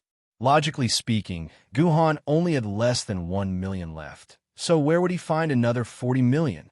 No. Gohan waved his hand. Sir, you're all smart people. You don't think that someone would be stupid enough to use 40 million to buy your token, do you? Hearing this, Hui Jian's face turned red again, and he immediately became embarrassed. If this was the real world, Hui Jian would definitely beat this annoying guy up and let him know how powerful Hui Jian was. Don't forget, you only have 4 of them. Without them, they're no different from scrap metal. Looking at you, you must be a newbie who has just become a treasured sword wielder. This is the token of the number 1 sword wielder in the treasured sword level. If you miss this opportunity, you won't get another one, Hui Jian patiently persuaded. In order to recoup his losses, Hui Jian had no choice but to throw away his pride. All right, sir, neither you nor I are idiots. Don't use these words to coax a 3-year-old to trick me.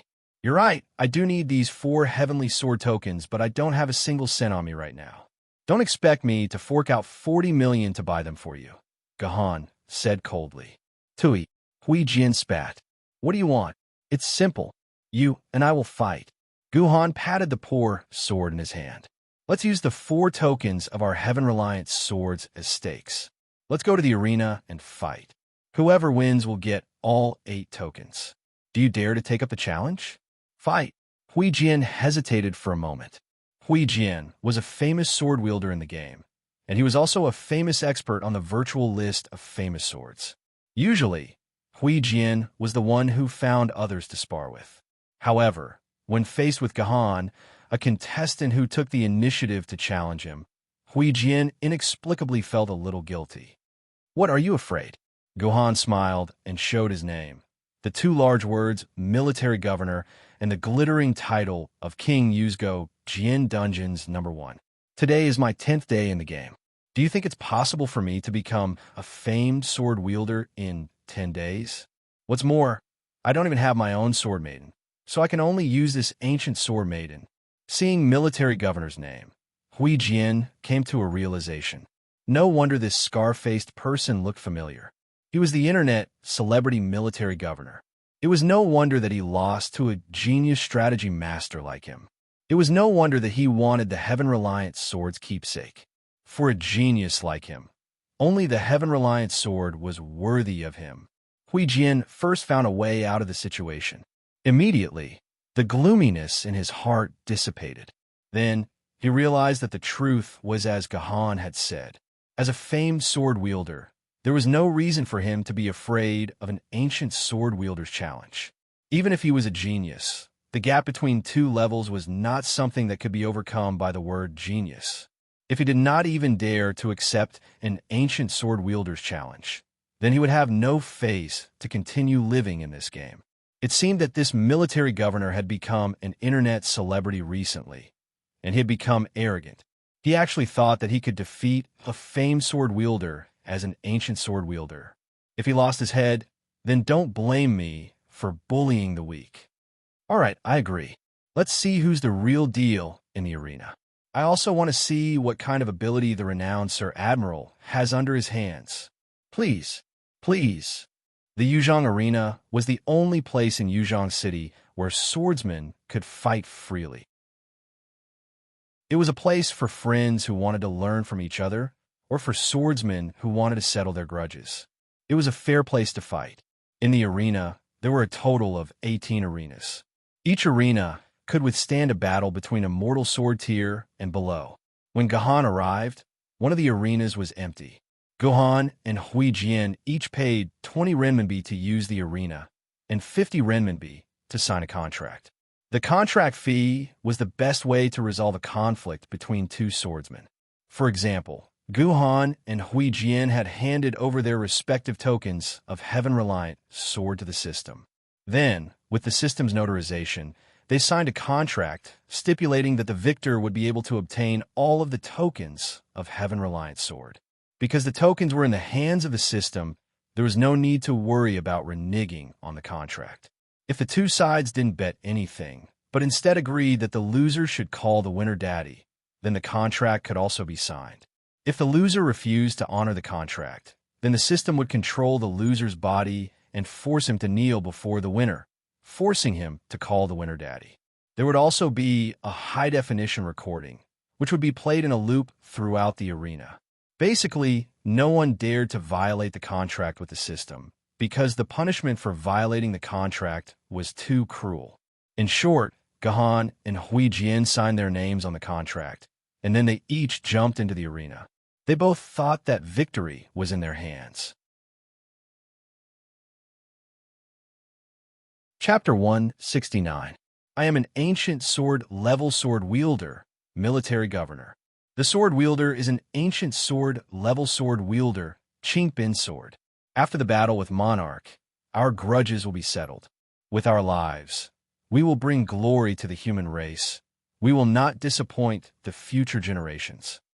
Guhan very formally recited these words. This was the absolute standard of etiquette. First, he stated his identity and the sword wielder, and then said that after this battle, all gratitude and grudges will be settled.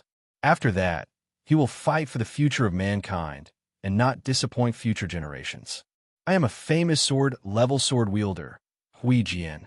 The sword wielder is an ancient sword-level sword wielder, treasure sword-level sword wielder Lingwei sword, famous sword-level sword wielder Verses.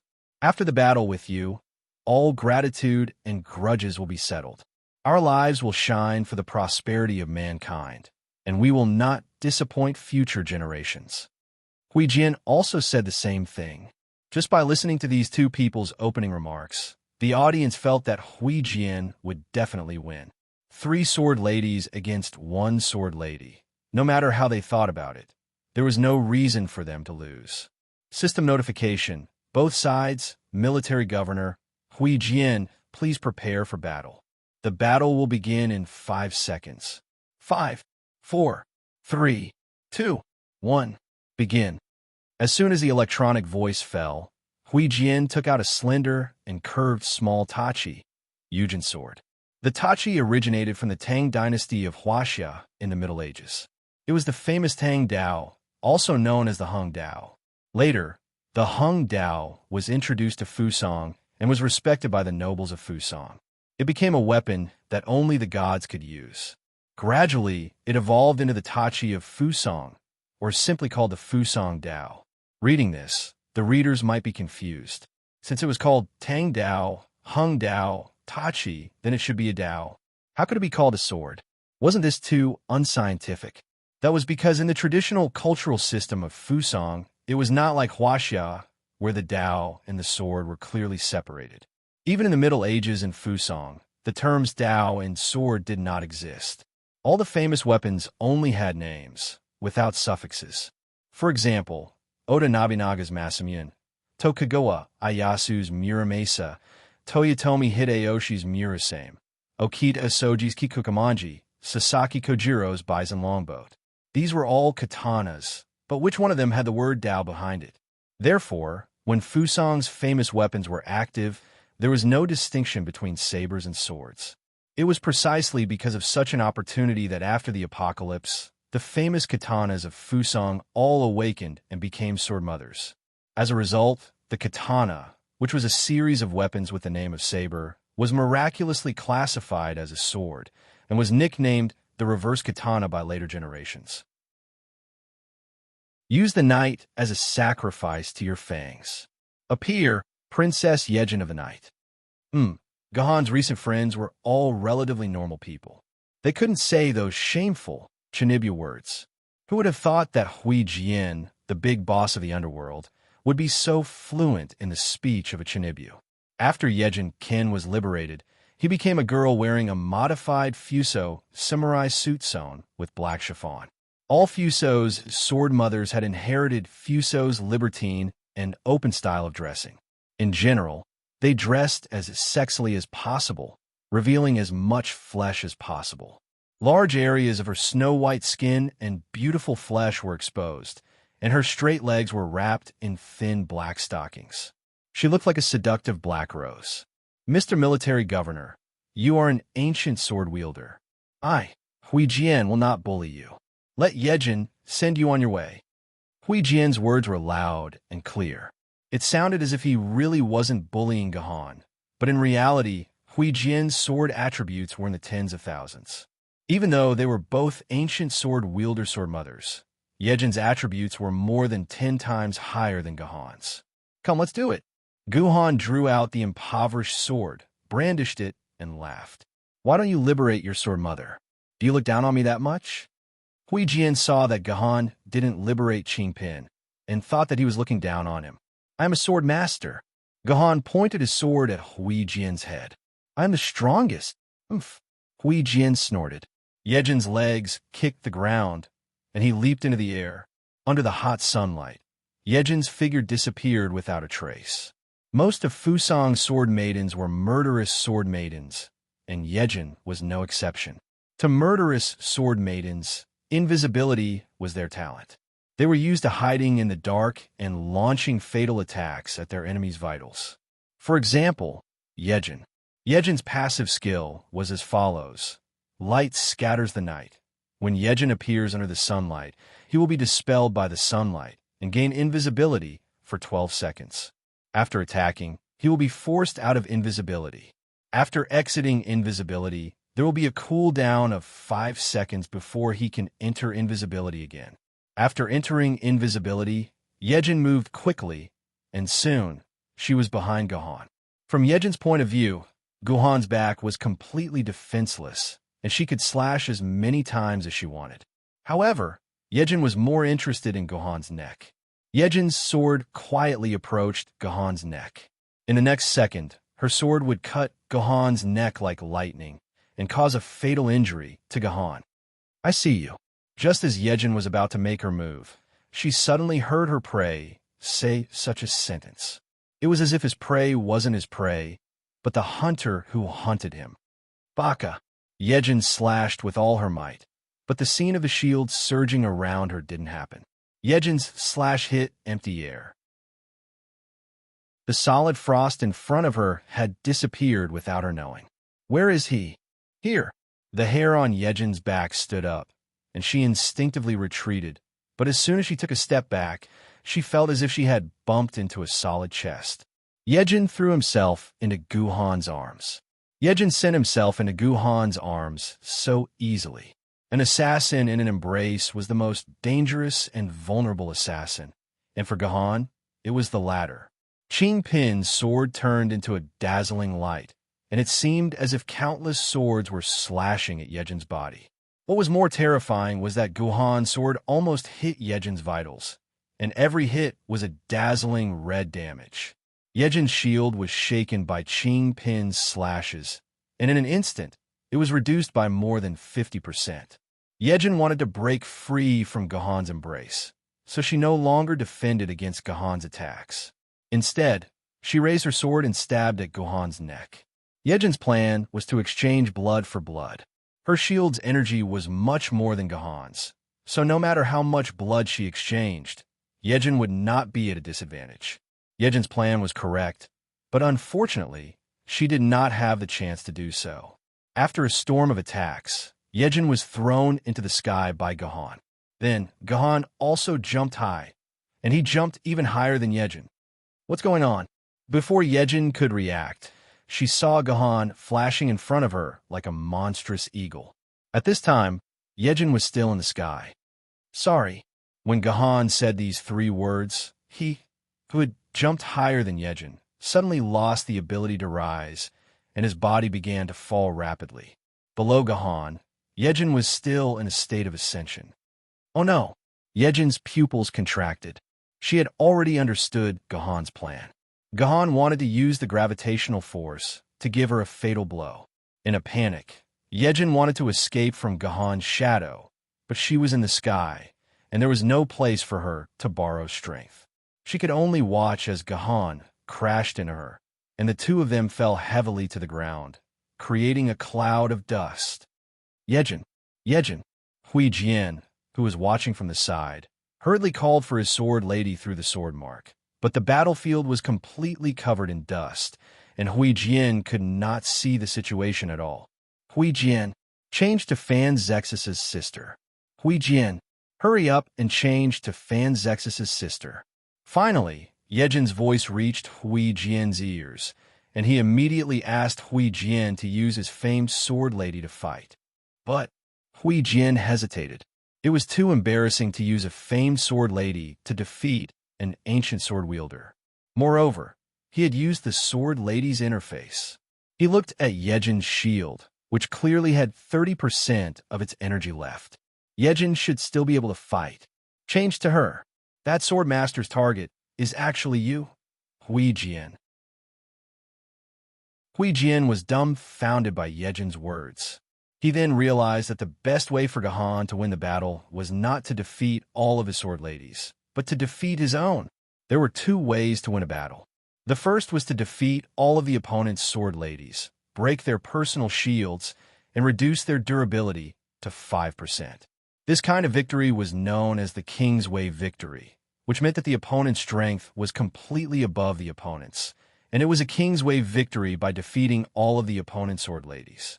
The second way was to get rid of the opponent's sword ladies and directly attack the sword wielder, breaking the sword wielder's personal shields and aiming the sword tip at the opponent's fatal spot. This was also the way to win. This kind of victory was known as the King's Way victory, which was obtained through a sneak attack when one's strength was inferior to the opponent's. Both of these ways of winning were ways to win in the arena. Hui Jian finally realized that the military governor's battle with Yejin seemed to be very intense, but his real target was not Yejin, but himself. As long as he defeated Hui Jian, he would not have to face the even stronger treasured swords and famed sword ladies later on. Yejin returned to the sword. Hui Jian, who had understood everything, began to recall Yejin.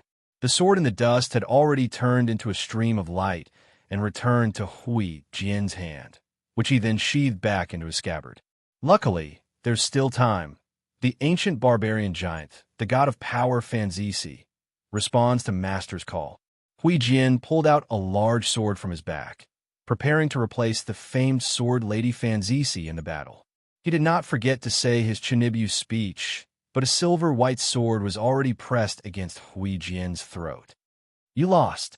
Guhan's scarred face appeared in front of Hui Jian. I didn't lose. Hui Jian shouted excitedly. I still have my personal shields. You didn't break through my personal shields, so you can't hurt my vitals. System notification. Player Hui Jian has been hit in his vitals. Player Hui Jian has been judged dead. Player military governor has won. Why? Why? I still have my personal shields. The system notification undoubtedly confirmed Hui Jian's defeat. He could not understand why he was judged to have lost when he still had his personal shields. You were trying to replace your famed sword lady just now, right? Gahan, who had one, put away his Qing pin sword and calmly explained, did you forget that the personal shields will disappear in the gap between replacing the sword lady? Actually, I was delayed on the way here, and I was a second late. If you hadn't said your Chinibyu speech, perhaps I wouldn't have been able to catch up during the gap between your personal shields. What a pity. Therefore, it was better not to be too Chinibyu. Chapter 170. I lost. Hui Jian forced himself to not fall to the ground, because his lackeys were all around him. If they saw him in such a dejected state, then he, as the boss, would not be able to continue living. While Hui Jian was crying silently in pain, Guhan found the administrator of the martial arts arena and received the 8 keepsakes of the Heaven-Reliant sword from him. In addition to the 5 keepsakes Guhan already had, Guhan now had a total of 13 keepsakes of the Heaven-Reliant sword in his hands. Mr. Military Governor, let's hurry to the sword tower. Chang Ruo hasn't seen what Lady Heavenly Sword looks like yet. When True Chang Ruo saw that Gahan had obtained the tokens of Heaven-Reliant sword, he was even more excited than Gahan. This was Heaven-Reliant sword, which was ranked number 1 among the treasured swords. It had been over 100 years since anyone had received the favor of this sword lady in the game. Wait, there's no hurry. I still have something to do. Guhan patted Chang Ruo's head and walked back to the arena. There, Hui Jian was still motionless, as if he had lost all love for this world. Move aside. What are you trying to do? Are you trying to insult our boss? When they saw Gahan approach Hui Jian's subordinates all surrounded him aggressively and began to denounce Gahan's vile behavior of adding insult to injury. All of you, shut up. Let him come over. Do you think he'll eat me? Hui Jian shouted and got his subordinates to move away. He then took the initiative to walk to Gahan's side and looked at Gahan unhappily. Hey, why are you looking for me? Are you here to mock me? I won't. Gahan shook his head seriously. I never mock others because I don't deserve to mock those who are stronger than me. I disdain mocking those who are weaker than me. Guhan's words almost made Hui Jian spit out a mouthful of blood again. This sentence was the strongest mockery in history. Why are you looking for me? If it's just to say what you just said, you can scram now. Hui Jian swallowed the blood in his throat with great difficulty and said in a bad mood, I just want to tell you that I was wrong this time. It's my fault. Guhan sighed. If I didn't use some tricks, I wouldn't have been able to obtain the tokens of the Heaven-Reliant sword. I hope you can understand. You apologized to me? Hui Jian was stunned for a moment. You, a person with the halo of a protagonist, actually apologized to a dead supporting character like me? This didn't fit the pattern. Didn't they say that the protagonist should always be right? Are they punishing the evil and promoting the good? Are they punishing scum like me? Besides, you won fair and square. You don't have to apologize to me. What the hell are you talking about? Gahan was also stunned for a moment. Could it be that this person was so angry that he became stupid? These 8 Heaven-Reliant sword keepsakes aren't worth 40 million, but now that you've spent 40 million, you don't even have a single keepsake. That's why I feel very sorry for you. I want to apologize to you. Tui. Hui Jian's eyes became wet for a moment.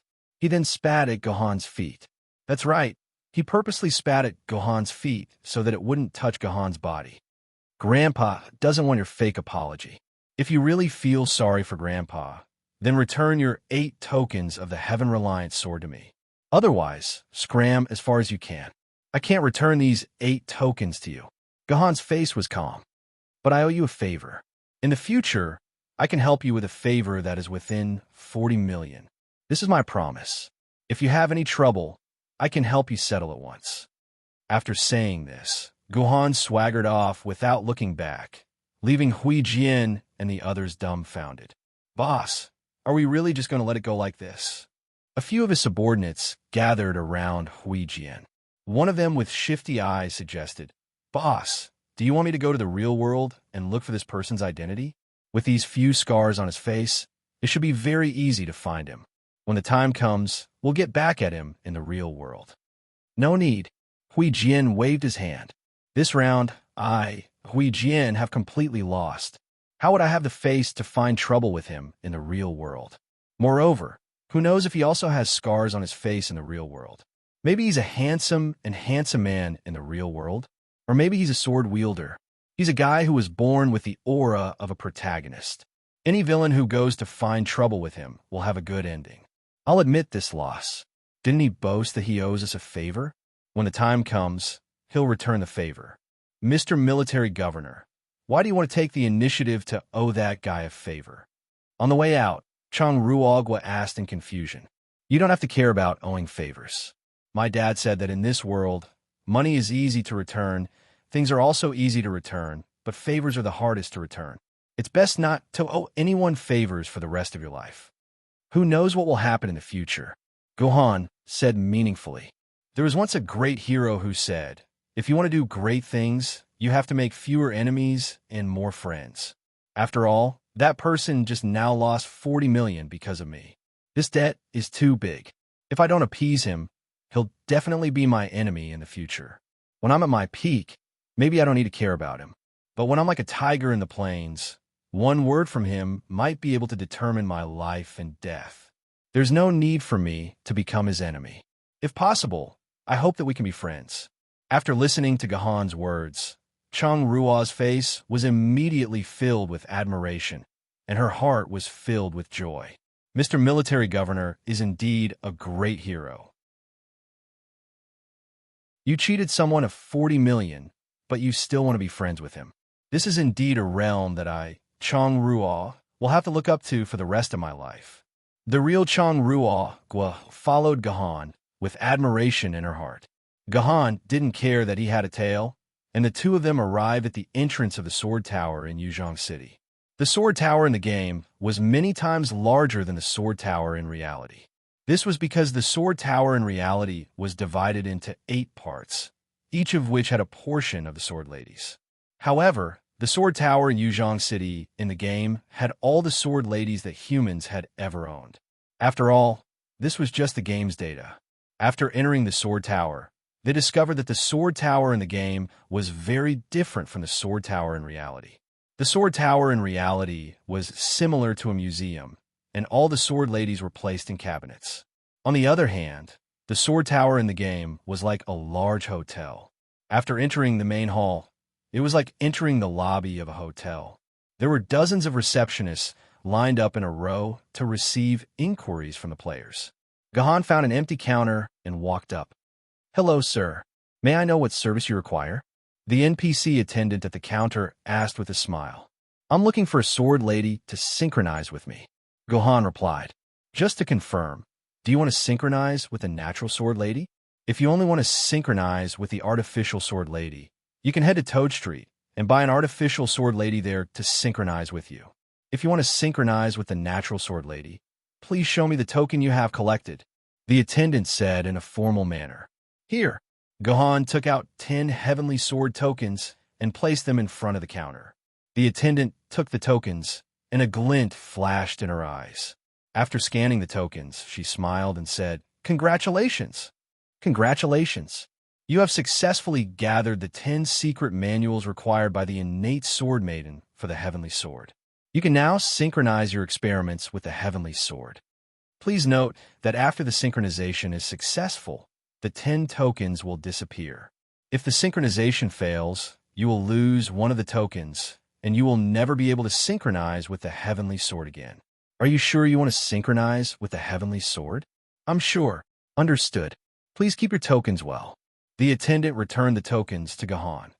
The heavenly sword is staying in room 3866 on the third floor of the sword tower.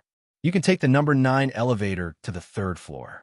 Once you find room 3866, use the token to enter the room. The heavenly sword is sleeping in the room. The sword tower in the game was really like a hotel. The sword lady maintained her human form and stayed in the hotel room. From a certain point of view, did this count as checking into a hotel room? Of course, Gahan didn't care about these miscellaneous things. He walked straight to the number 9 elevator. Changrua followed closely behind Gahan, but she was stopped by 2 attendants at the elevator door. Greetings, player. You are not qualified to enter the sword tower. Please show your token at the service desk before entering the sword tower. I don't have a token. Changrua had just said this when she suddenly realized that she did have a token on her. Didn't she just bid for a whole set of soul-devouring sword tokens? Changrua immediately rushed back to the service desk and completed the procedures as fast as she could. When she returned to the elevator, she sadly discovered that Gahan was nowhere to be seen. Changrua wanted to send a message to Gahan to ask him to wait for her, but when she opened her personal terminal, she sadly discovered that she had been with Gahan for half a day. She had actually forgotten to add Gahan as a friend. Speaking of which, Gahan had taken the initiative to add Changrua, but Changrua had coolly rejected him by blocking all strangers. At this time, Gahan didn't care about Changrua. He had already taken the elevator to the third floor. After exiting the elevator, he saw room 3850. On the left was room 3849, and on the right was room 3851. Gahan walked in the direction of room 3851. After walking for a minute, he arrived at room 3866. This room's door was locked, and the peephole on the door flashed with a red light. Gahan knew that this meant that the sword lady was locked and asleep. Gahan took out his token and scanned it on the scanner on the door. The red light instantly turned green, and with a click, the door of room 3866 opened. Walking into the room, he found that the room was actually a bit monotonous. There wasn't even a bathroom, a TV, or an air conditioner. There was only a bed in the middle of the room and a beautiful girl in blue. No, it would be more appropriate to call her a domineering lady. A beautiful, domineering lady in blue quietly lay on the bed with her hands clasped together. She looked just like the Sleeping Beauty princess from the Middle Ages.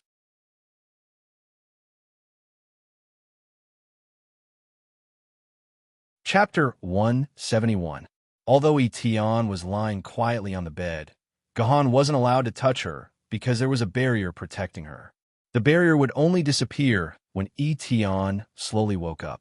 Logically speaking, Etion should have woken up within 3 minutes of the door being opened.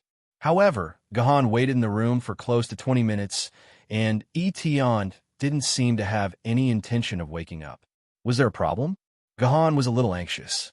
The sword lady sleeping on the bed was actually a fragment of Heavenly Sword's consciousness. It was mentioned in the previous chapter that the natural sword ladies in the game were actually a small piece of the sword lady's consciousness that was torn off and transformed into an illusion. It was precisely because these fragments of consciousness came from the sword lady's main body.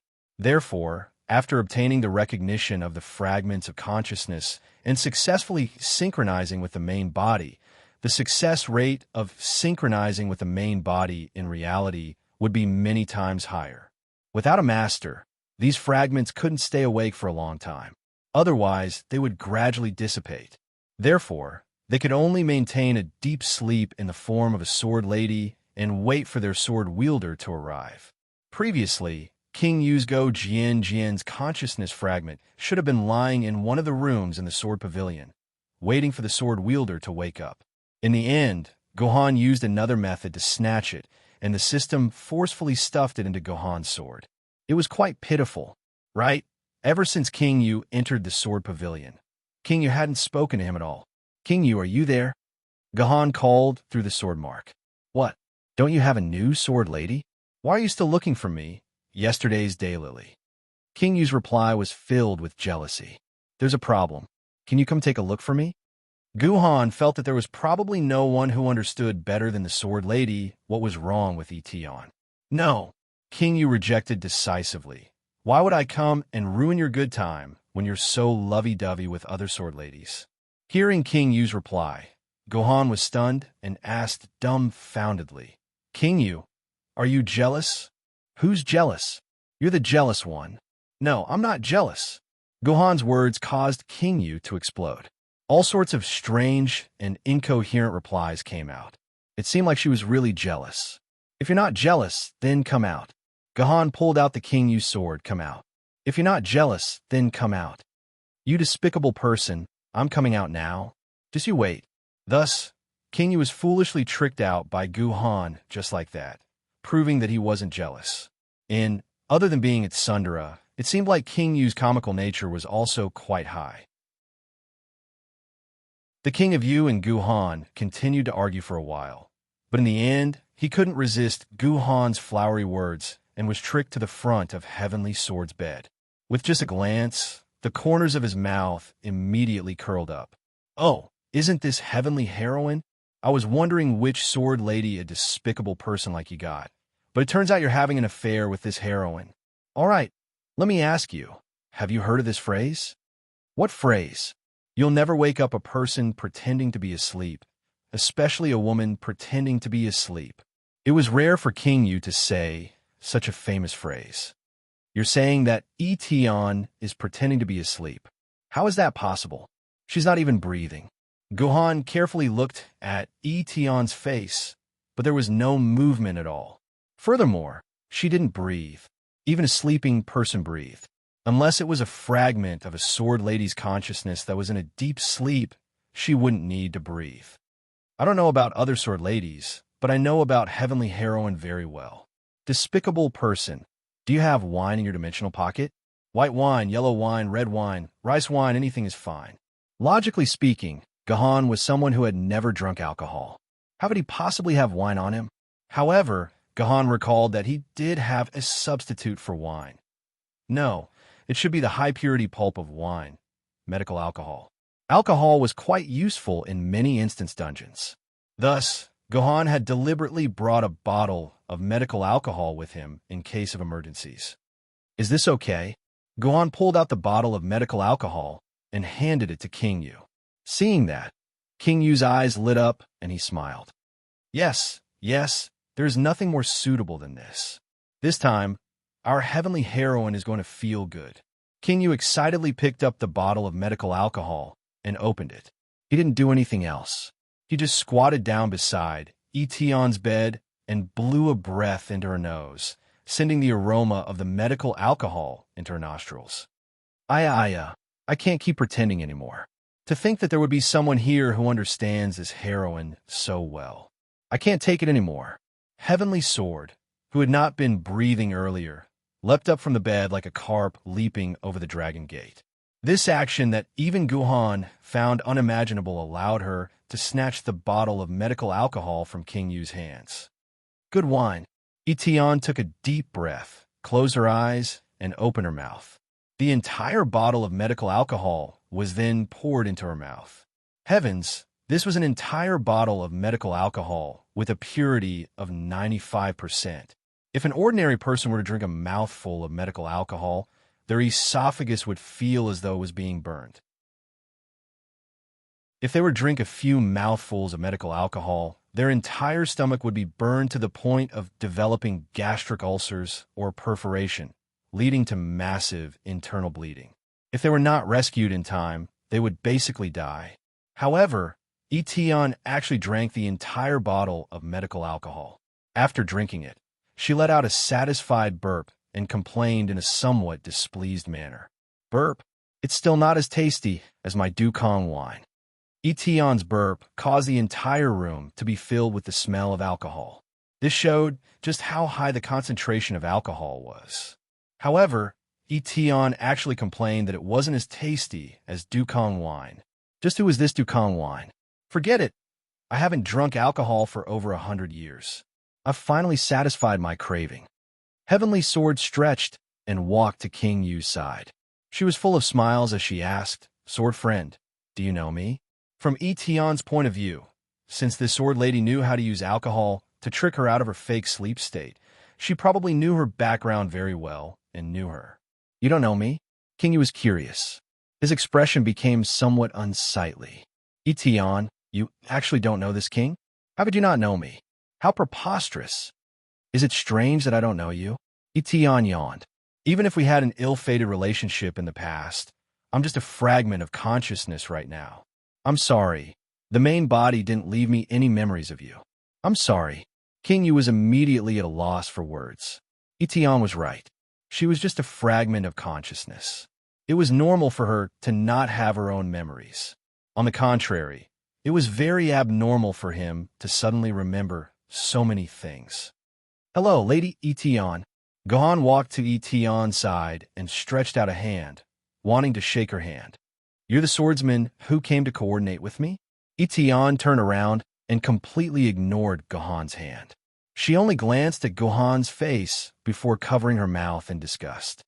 Oh, what an ugly face. Hurry up and go away. This heroine doesn't want to be your sword lady. Hurry up and go away. Gohan was very embarrassed. This was the first time someone had made such a bad comment about his face. However, Gohan didn't care. When he chose the scar on his face, he knew that he would have to face this kind of result sooner or later. I'm sorry, Lady Etion.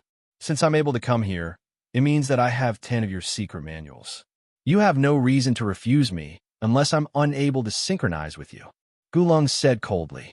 According to the rules of the Sword Tower, as long as the swordsman gathered the tokens, the sword lady would definitely coordinate with the swordsman. Whether it succeeded or not was one thing. However, the sword lady couldn't reject the swordsman's synchronization. Even if the swordsman was an emperor sword, it couldn't. The Sword Tower has its rules, and I have my own. You're just a swordsman in a game. Why do you have to coordinate with me? Get lost. I don't like you. Etion's words caused Gohan's expression to turn angry. Etion pretended to be asleep at the beginning, but now she was acting like she was a big shot. Did she really think that Gohan, was useless? That's not up to you, Lady Etion. Gohan took a step forward and wanted to grab Etion's wrist. As he had attacked in anger, his speed was very fast, and there was a strong gust of wind. I didn't know that you had some skills. Etion squinted her eyes and leaped up. She jumped to the top of the ceiling and stood on the chandelier. The strange thing was that Etion was only standing on one side of the chandelier, but the chandelier didn't seem to be tilting at all. This was a serious violation of Newton's classical mechanics. If Newton saw this, he would crawl out of his coffin. F***CK, is this Qin Gong? Looking at the unmoving chandelier, Gohan's eyes lit up. Even if Gohan used Qin Gong, he couldn't make the chandelier not move at all. I didn't expect you to be a kindred spirit. It's a pity that you're too ugly. It's embarrassing for me to have a swordsman like you. So, you should just go home and find another sword lady. It's more suitable to not waste time on me. Sorry for you, Lady Etion. I've already spent 9 million renminbi. If I can't bring you back, where would I put my face? After saying that, Gohan secretly exerted strength in his legs and shot towards Etion like a cannonball, his hand reaching out to grab Etion. Gohan's speed was extremely fast, and he suddenly attacked while they were talking. Etion was caught off guard. Although she reacted within a few milliseconds and jumped away from the chandelier, she was still grabbed by Gohan. You can actually touch me. Swordsman. Etion revealed a shocked expression for the first time. She had to re-evaluate Gohan. This man seemed to be a strong enough opponent. You're also very powerful, Lady Etion. Number 1 in swordsmanship with treasured swords, and number 3 in swordsmanship with famous swords. Lady Etion, you really live up to your reputation. Gohan was also shocked by Etion's reaction speed. Whether it was reaction speed or movement technique, Etion's distance had reached an extremely high level. It crushed King Yu's shoddy swordsmanship by dozens of times.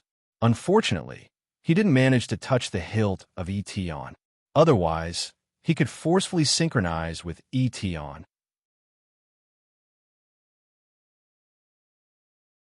Chapter 172. Wow, they're fighting. King Yu raised his head and looked at the two people facing each other. He thought to himself that it would be great if he had some melon seeds or fries so he could watch while eating. At the same time, the two people facing each other started another round of chasing and escaping. This was because when Gahan entered the room, he had already locked the room. If Tian tried to leave the room, the time it would take to open the door would be enough for Gahan to catch her several times. As a result, the battlefield where the two of them chased each other was limited to this room that was less than 50 square meters. The two of them were like two bouncing balls, chasing each other and colliding with each other in the room. One moment they were on the bed, the next moment they were on the ceiling, and the next moment they were on the wall. In short, the battle was very intense. It was much more exciting than any American blockbuster. Through the intense chase, Gahan confirmed that Tian was indeed a rare expert in the way of the sword. She was much better than Long Quan, who he had fought with before. However, if that was all, it would not be enough. Guhan still had a movement technique like the sword formation curtain that he had yet to use. However, it seemed like Guhan didn't need to use the sword formation curtain anymore. After the previous chase, the heavenly sword's body suddenly shook like a ripple. This discovery immediately caused Guhan to stop chasing the heavenly sword. Instead, he jumped back to the ground and quietly faced off against the heavenly sword. "You don't seem to be in a good condition. Can't you hold on anymore?" As Gahan spoke, Tian's body rippled a few more times like a hologram. Of course, she can't hold on anymore. She's just a fragment of her consciousness. Without a sword wielder, she can only rely on deep sleep to maintain her existence. Right now, when she fights with you, she consumes all of her consciousness energy. Once this energy disappears, her consciousness fragment will come to an end. King Yu, who had watched the entire scene, clapped his hands and stood up, helping Gahan answer his doubts. The Yu King continued, "I say, heavenly heroine, although the military governor looks a little shabby and his character is a little despicable, you've seen his ability. In my opinion, you shouldn't be so stubborn and obediently follow him. It's not like he'll eat you." Hearing King Yu's words, Tian snorted disdainfully. "Since you're familiar with my personality, you should know that no one can force me to do anything I don't want to do. Tian only wishes to live a carefree and unrestrained life. Anything that goes against my wishes, even if it disappears in a thin air, don't even think about pressing my head down." This is going to be difficult." King Yu spread his hands and grinned evilly. "Despicable person. Since you're already so despicable, why don't you just chase her until her consciousness disappears? In any case, there should be more than one fragment of Tian's consciousness in the game. Once this fragment disappears, a new fragment will appear on the bed. You won't lose out. You?" Tian's expression changed drastically. Did this sword lady have a grudge against her main body? She actually thought of such a vicious idea. "All right, King Yu, I won't force Tian to this extent. If she really resists me, even if I respawn another 10 fragments of consciousness, I won't be able to obtain her favor." Guhan knocked King Yu's head, teaching her a lesson for her rotten idea. "Listen, Lady Tian, I'll only use one move. This move of mine will make it impossible for you to escape," Gahan said to Tian. Gahan's aura was extremely oppressive. When he spoke, his eyes flickered with a frightening light. This made Tian, who had always been domineering, involuntarily start to believe that what Gahan said was true. "How is this possible? How can you catch me with one move?" Although Tian said this, her entire body and mind were on guard. She stared at Gahan's every move. Once Gahan started to move, she would immediately escape without delay. "He's moving." Suddenly, Tian's eyes widened. Gahan had already disappeared from her line of sight. Almost at the same time that Gahan disappeared, Tian immediately jumped to the left. However, just as Tian moved, she felt her body collide with a hard embrace. Tian turned pale with fright and wanted to change directions again, but an arm was already wrapped around Tian's neck. "Let me go." Tian still wanted to struggle out of Gahan's embrace. However, the price of doing so was that her body became more and more unstable and gradually started to fade. This was a sign that her consciousness had reached its most dangerous state.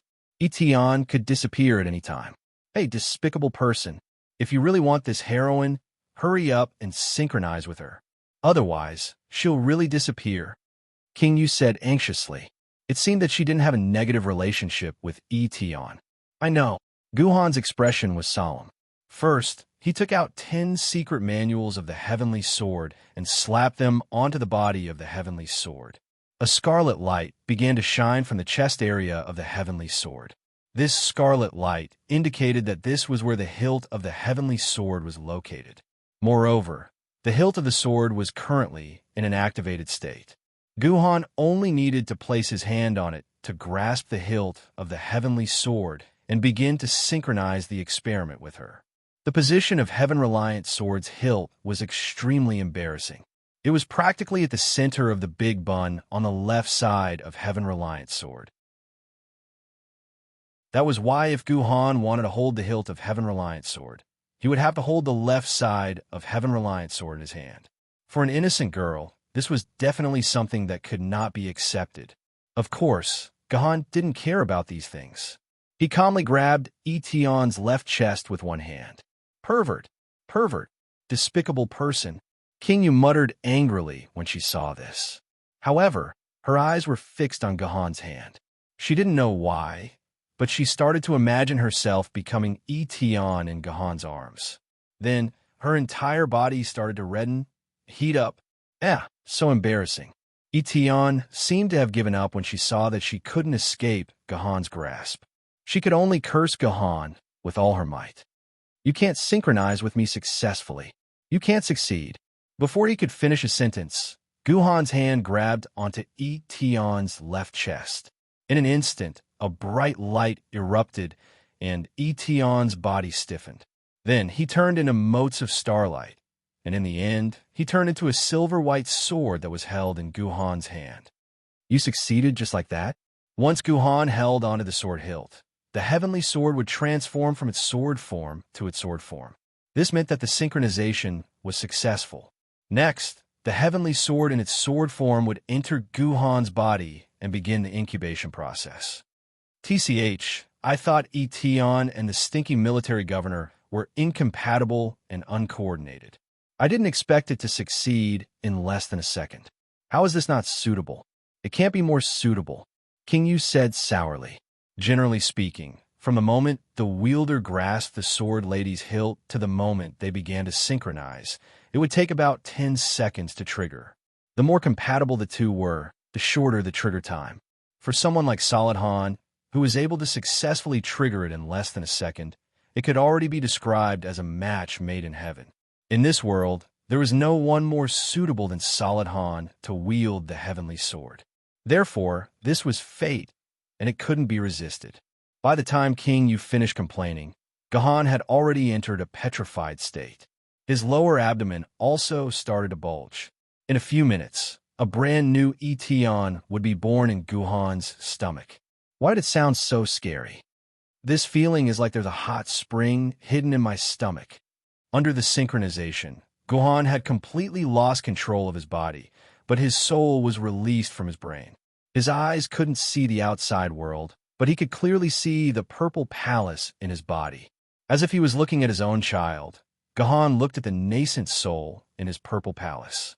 It gradually changed from sword form to a body, a head, limbs, and facial features.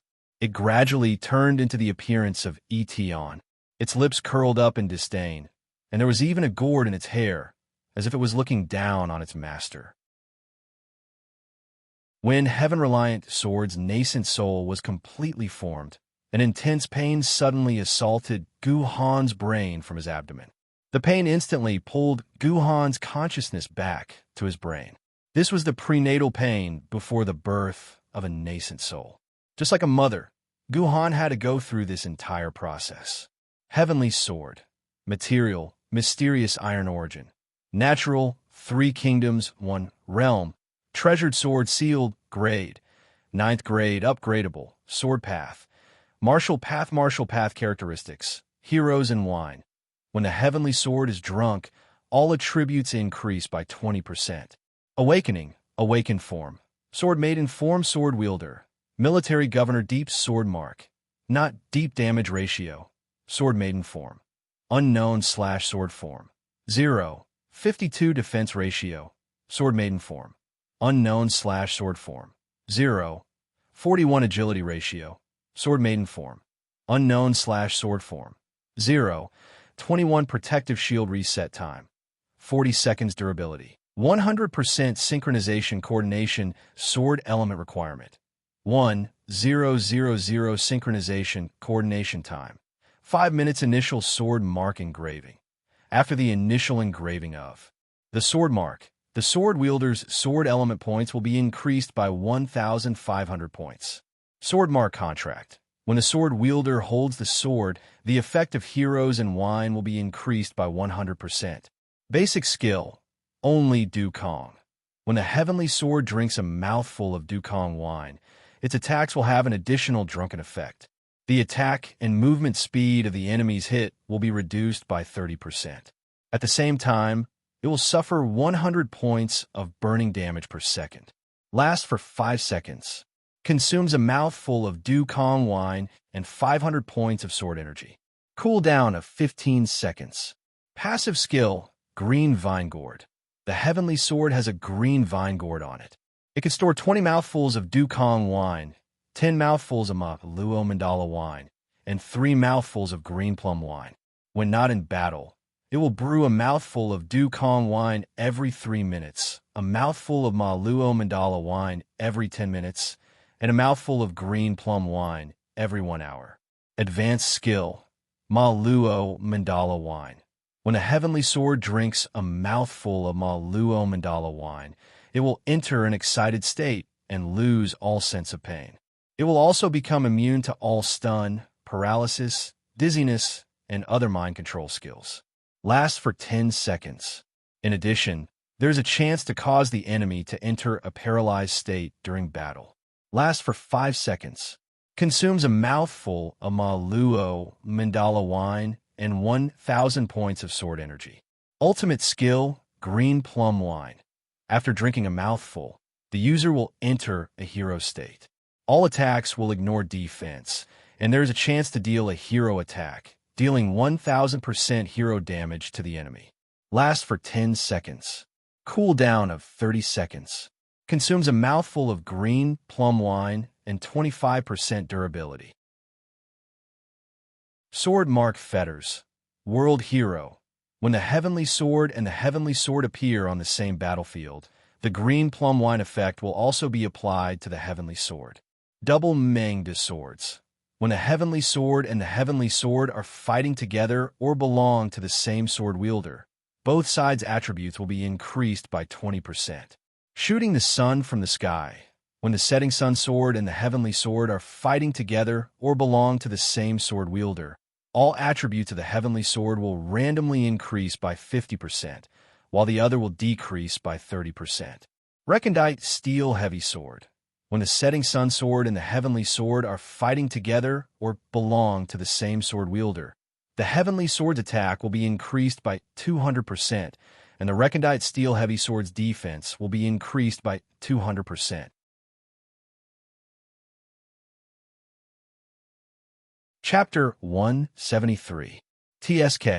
I can't believe you still got your way. Itian, who had successfully synchronized with Gahan and became Guhan's sword maiden, sat on her bed with a helpless expression.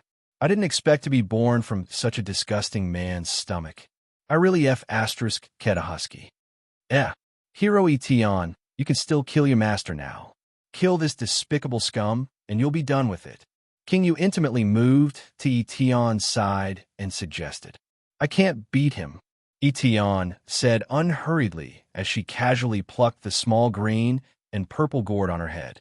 The small gourd, which was originally the size of a can and adorned on her hair like a hairpin, instantly turned into a large gourd the size of a large bottle of cola.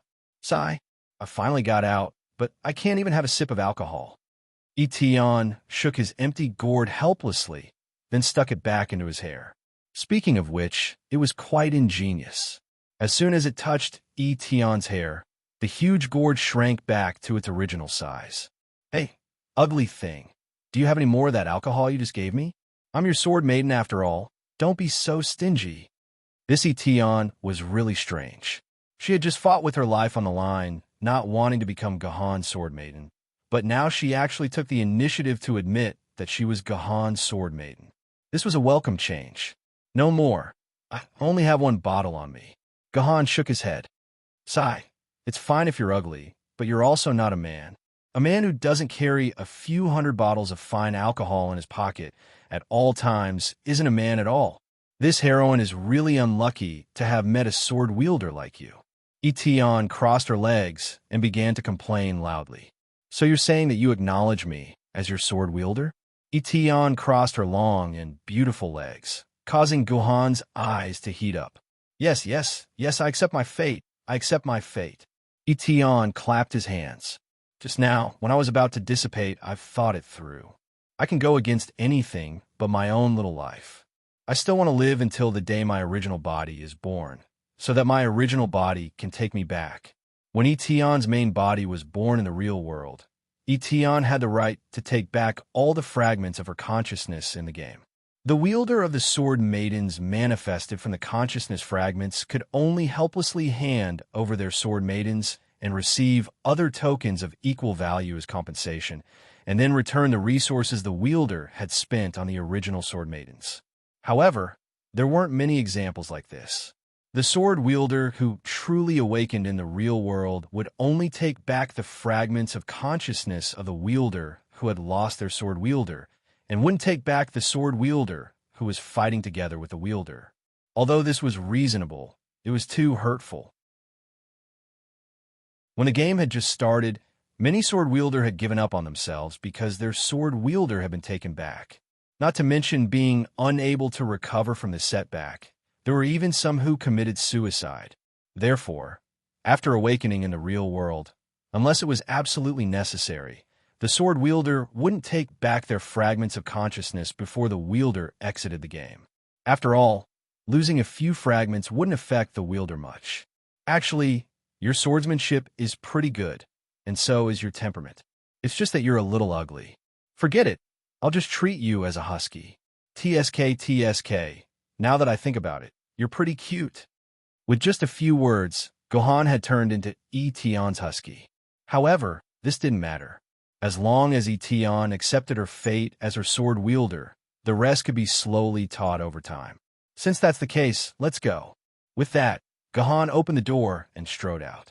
King Yu revealed a naughty smile from Tion and took the initiative to return to his sword.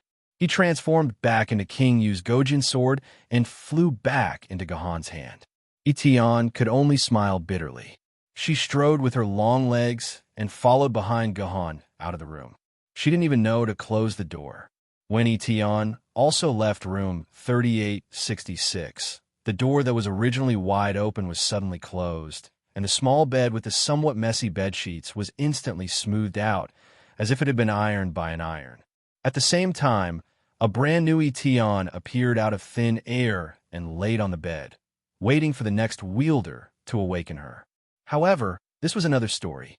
When Gahan returned to the great hall of the sword pavilion, he saw Chang Ruo standing at the exit waiting for Gahan.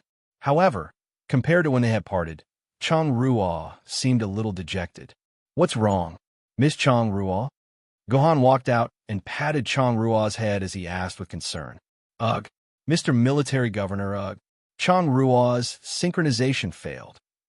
Hearing Gahan's consolation, Chang Ruo's eyes instantly became misty. So she had already gone in to synchronize with the Soul Devourer sword. The Soul Devourer sword wasn't like the Heavenly Sword. It didn't cause so many problems. When Chang Ruo opened the door, the Soul Devourer sword woke up from its slumber. Without saying a word, it began synchronizing with Chang Ruo. Then it left the room dejectedly. Ugh, why'd it turn out like this? My grandfather, great-grandfather, and great-grandfather all succeeded in synchronizing with the Soul Devourer goddess. According to my calculations, Chang Ruo's success rate should be above 60%. Ugh, why is Chang Ruo so disappointing? Chang Ruo threw herself into Gahan's arms and cried loudly. It's okay, try another one. There will definitely be a sword maiden that suits you. Guhan was wrapped around by a little girl who kept wiping away her tears. This scene was too easy to make people think of something bad. At this moment, many people in the Great Hall were curiously sizing up the two of them. Their minds were filled with all sorts of love and hate stories.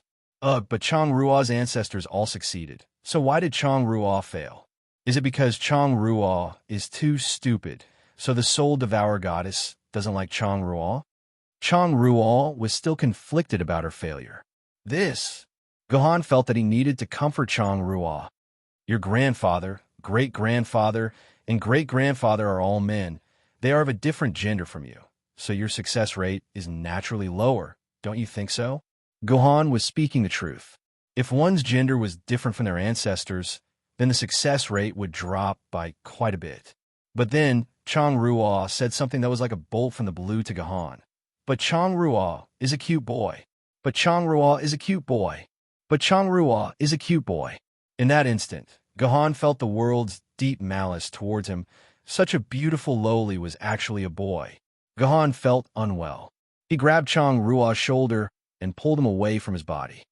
Boys must be strong. What are you crying for? Gohan silently took a step back, putting some distance between him and Chang Ruo. Stand up straight, raise your head, and look forward. A man's path is full of thorns and bumps. Yes, I understand, Mr. Military Governor. Chang Ruo nodded firmly, then put something in Gohan's hand. Gohan looked at it. It was the soul-summoning banner of a 9-soul devourer swords. If the sword wielder and the sword lady succeeded in synchronizing, then all 10 tokens would disappear. However, if he failed, then only one of the tokens would disappear, and the remaining 9 would be returned to the swordsman. Otherwise, if he failed to buy something that cost tens of millions, it would be a little too expensive for him to pay such a high price. Chang Ruo, what do you mean by this? Gohan looked at the Soul Devourer Sword's token in his hand and asked in confusion. Nothing, Mr. Military Governor. I'll give these to you. Chang Ruo wiped her tears and raised her head to look at the scorching sun outside, as if she wanted to let the sun dry her tears. Mr. Military Governor, Chang Ruo is going to find a sword lady who can be with Chang Ruo. Chang Ruo has decided to say goodbye to old things. These tokens are no longer of use to Chang Ruo. Mr. Military Governor, if you see someone suitable in the future, just give them to them. Okay, I understand. Gohan nodded solemnly and put the 9 tokens into his dimensional pocket. Then, he put them on the system auction house for 12 million. Who would have thought that not even an hour after becoming a pauper, he would get his money back? What are you guys doing? Dating? At this time, Etion came out of the hotel late. She squinted her eyes at Chang Ruo, then looked at Gohan, and a strange smile hung on her face. I didn't expect you to like this. What a pitiful husky. Were you hurt badly by a woman in the past? Come, tell me. Let me be happy. Etion's eyes were really sharp. Gohan hadn't discovered Chang Ruo's true gender even after a few hours, but Etion could tell that Chang Ruo was a cute boy with one look. She really wasn't simple. This lady is Lady Etion. As soon as Chang Ruo saw the heavenly sword, his eyes froze. The heavenly sword in front of him was draped in a light blue gauze robe. He was like a blue crane under the azure sky, his expression arrogant, and his brows were filled with disdain for this world. It was as if he was toying with this bustling world. Chang Ruo couldn't help but feel a sense of fondness when she saw Etion. It was as if she had seen the goddess of her heart.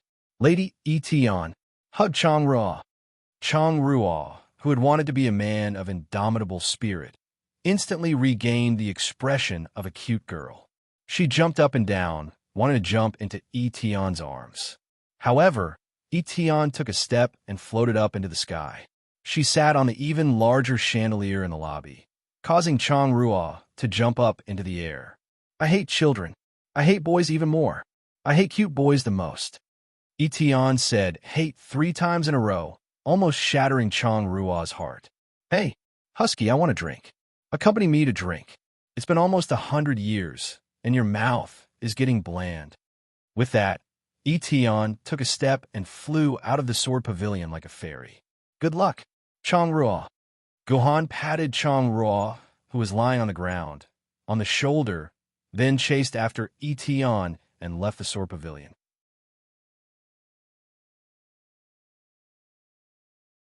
Chapter 174. Etion was indeed worthy of being a customer who had wine in all four of his skills. His nose was much more sensitive than Gohan's. As he sniffed the aroma of the wine, he arrived at a restaurant called Valentino. This restaurant was designed to imitate the style of a restaurant from the Middle Ages. A large pan with the word wine written on it was hung outside. 8 vats of wine were lined up in a row, and every single one of them emitted a strong aroma. After walking for so long, I finally smelled a place that smells good. Etion stopped in her tracks and took a deep breath of the wine fragrance. Then, she leaped to a seat near the window on the second floor. Boss, that Xiaoxing knew her Hong smell. Give me 4 jars. Sir, these 4 jars of wine weigh at least 20 caddies. Are you really? This restaurant had an antique style, and even the boss was dressed like an ancient hotel owner. Don't worry, someone is paying for it. Just bring the wine over. Hurry up, I'm dying of hunger. Etion slammed the table rhythmically. At this time, the boss also saw Gohan coming up to the second floor of the hotel. He calculated in his heart that the two of them might be able to drink 20 liters of wine. So he really carried out 4 jars of wine and placed them on the table one by one. Sir, this is our hotel's best Xiaoxing Newer Hong. It's sold at cost price. Please enjoy it. But sir, it's boring to just drink. Do you want me to give you a few side dishes? Selling wine alone wouldn't earn much money. The boss's main source of income was the dishes. The boss was full of hope that Etion would order a few more side dishes. Unfortunately, she just waved her hand. Screw your side dishes. This heroine only needs wine. This time, the boss was very embarrassed. Fortunately, Gohan helped him resolve the awkwardness. Bring out all the best dishes in your restaurant. Drinking without doing anything is bad for your health. All right, just you wait. Waiter, bring out all the best dishes in our restaurant for these 2 customers. Gohan sighed and sat opposite Etion. Tell me, how are we going to get along in the future? You're the first person I'm not sure about. How else can we get along? What's done is done. What's done is done. I've been born from your stomach. From now on, you are my sword bearer, and I will be your sword mistress. We're in the same boat and enjoy peace together. After saying that, Etion picked up a jar of fine wine. Like a straightforward man, he faced the jar and drank half of the fine wine in xia. The fragrance of the wine is fine, but it's not intoxicating. It's not intoxicating. Etion burped and slapped the jar, complaining that the wine wasn't intoxicating enough. However, other than in the instance dungeon, don't even think about giving me any orders. Don't even think about your orders to it. Also, I want you to make my sword mark deep enough that it's above rank 6 as soon as possible. If I can't get any passive skills, I won't even be able to drink a mouthful of Dukong wine. What's the point of living like this? How pitiful. Etion had clearly expressed his attitude, causing Gohan to heave a sigh of relief.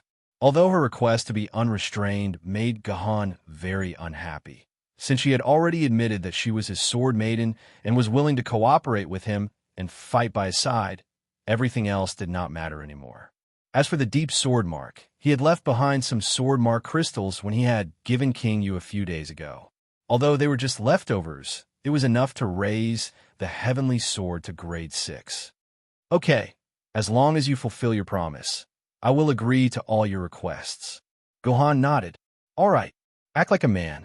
That felt good. Etion pushed a jar of daughter's red wine in front of Gohan. Come, finish it. Let's have a happy cooperation. Gohan looked at the jar full of daughter's red wine and could not help but choke. He, Gohan, was not afraid of anything except drinking.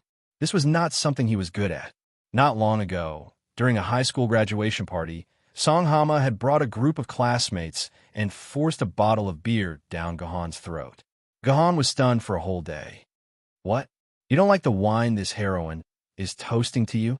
Etion raised an eyebrow when she saw that Gohan did not drink. Her tone became unhappy. Sir, Your dishes are here."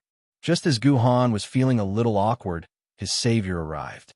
The shopkeeper brought a waiter over with 4 plates of appetizers. "Sir, Australian lobster, braised tiger penis, turtle essence Xylong Bayo, steamed bear paw. These are our restaurant's specialty dishes. Please enjoy." The shopkeeper's words almost made Guhan spit out the food in his mouth. Who would sell lobster, bear paw, tiger penis, and old turtle as dishes? The next morning, in the camp of the 3 major sword sects outside Xianyang Airport, the lone Yaowang sword sect was particularly eye-catching. The Yaowang sword sect's camp originally occupied 1/3 of the site and had more than a dozen tents. Now, only 2 tents were left standing. This meant that the rest of the Yaowang sword sect's teams had officially left, leaving only the core clearers here. Early in the morning, only Clever Pen stayed in the tent of the camp, waiting for the other team members to arrive. At this time, the tent's curtain was lifted. Clever Pen looked up and saw that it was not his teammates who came in, but a familiar stranger. "Yo, great military advisor Clever Pen. Why are you alone? Where are your clearers? Where did they go?" The one who spoke was a shifty-eyed fellow. His pair of eyes seemed capable of seeing through the clothes of his opponent, truly seeing through the opponent's heart and nothing else. Wondrous Brush knew the fellow. He was the commander of the 9 provinces sword sect's main assault team. Unlike Wondrous Brush, he was not the second in command of the sect. Rather, it would be more accurate to say that his position in the higher-ups of the 9 provinces sword sect was not even as high as Steel Centipede's. However, there was no doubt that this fellow was very capable in terms of clearers. If not for his bad reputation and conduct, he would have been able to climb up the ranks in the 9-state sword sect. Right, he had a very memorable and interesting name. His name was Huang Tujian. There's a very interesting story behind this name. It was said that Huang Tujian had originally wanted to use the nice-sounding name Huang Tujian. However, when he entered the game, he knew nothing about the game. He did not know that players were not allowed to have the same name as a sword lady. As there was a sword lady named Huang Tujian in the game, the system automatically changed the pronunciation of Huang Tujian into the most similar and in-use name, Huang Tujian. It was a sad story. Huang Tujian did not come alone. Behind him was a very tall fellow with red lips and white teeth. He had the demeanor of a handsome Korean man. Seeing this person, Clever Pen's eyes narrowed into a straight line, because Clever Pen also recognized this person. He was the number 1 on the list of famous swords, virtual list. He was the strongest among the famous swords, even stronger than the Yu siblings, Watermelon pulling strawberries. The Wondrous Brush recognized him because not long ago, the Wondrous Brush had also spent a lot of effort to recruit the number 1 swordsman to join the Nacrolite sword sect. In the end, he had rejected them more than 10 times in a row. Who would have thought that he would end up with a 9-state sword sect? Don't get me wrong. I just joined the 9 states sword sect temporarily. As I said, I have no interest in any sword sect. As if he had read Clever Pen's mind, Watermelon pulling strawberries waved his hand and explained, "I just heard that a new instance dungeon is about to open this year. I don't want to miss such an interesting thing. It's a pity that your Yaowang sword sect did not invite me first. Otherwise, I would be very interested in joining your team. After all, if the number 1 and number 2 on the list of famous swords were together, they might be able to cross the 60% threshold. I wouldn't have to struggle so hard." Watermelon pulling strawberries words made Huang Tujian's face look as if he had eaten *T. He had taken the initiative to bring Watermelon pulling strawberries to his opponent with the intention of showing off. Because he knew that although the Yaowang sword sect had also invited the military governor as an external aid, the last time they fought with Dark and Artoria, they did not break through the 15% threshold. Unlike his own side, on the day that Watermelon pulling strawberries joined the battle, they broke through the 30% threshold. Therefore, Huang Tujian decided to fight back and ruthlessly destroy the prestige of his old opponent. "Yo, Brother Clever Pen, I seem to have heard that you recently invited the super online celebrity military governor to your sect. He even joined your clearers." Huang Tujian snickered. "You guys are good. You did such a big thing quietly. I guess you must have gained a lot, right? Has the instance dungeon's progress broken through 70%? Clever Pen did not speak and stared at Huang Tujin. Hey, why aren't you saying anything? It's so scary. Don't tell me you've broken through 80%. It's really worth celebrating, really worth celebrating. Seeing that his opponent could not say a word because of him, Huang Tujin suddenly felt a lot better. A lot of resentment that had been accumulated for a long time was released. His whole person felt a lot more refreshed. He even had a lot of new ideas for clearing the instance dungeon. Huang Tujin, why did you come to me today? If it's just to talk nonsense, then you can leave. I don't welcome you here. Hey, don't misunderstand. I wouldn't come to your damn place if I had nothing better to do. Today, Mr. Watermelon Man, who sells strawberries, wants to meet your admiral. Where is he? Is he hiding from us? Military governor. Just as Clever Pen spat out these 3 words, he heard a loud answer from outside the door. Who's calling my name? Have you paid?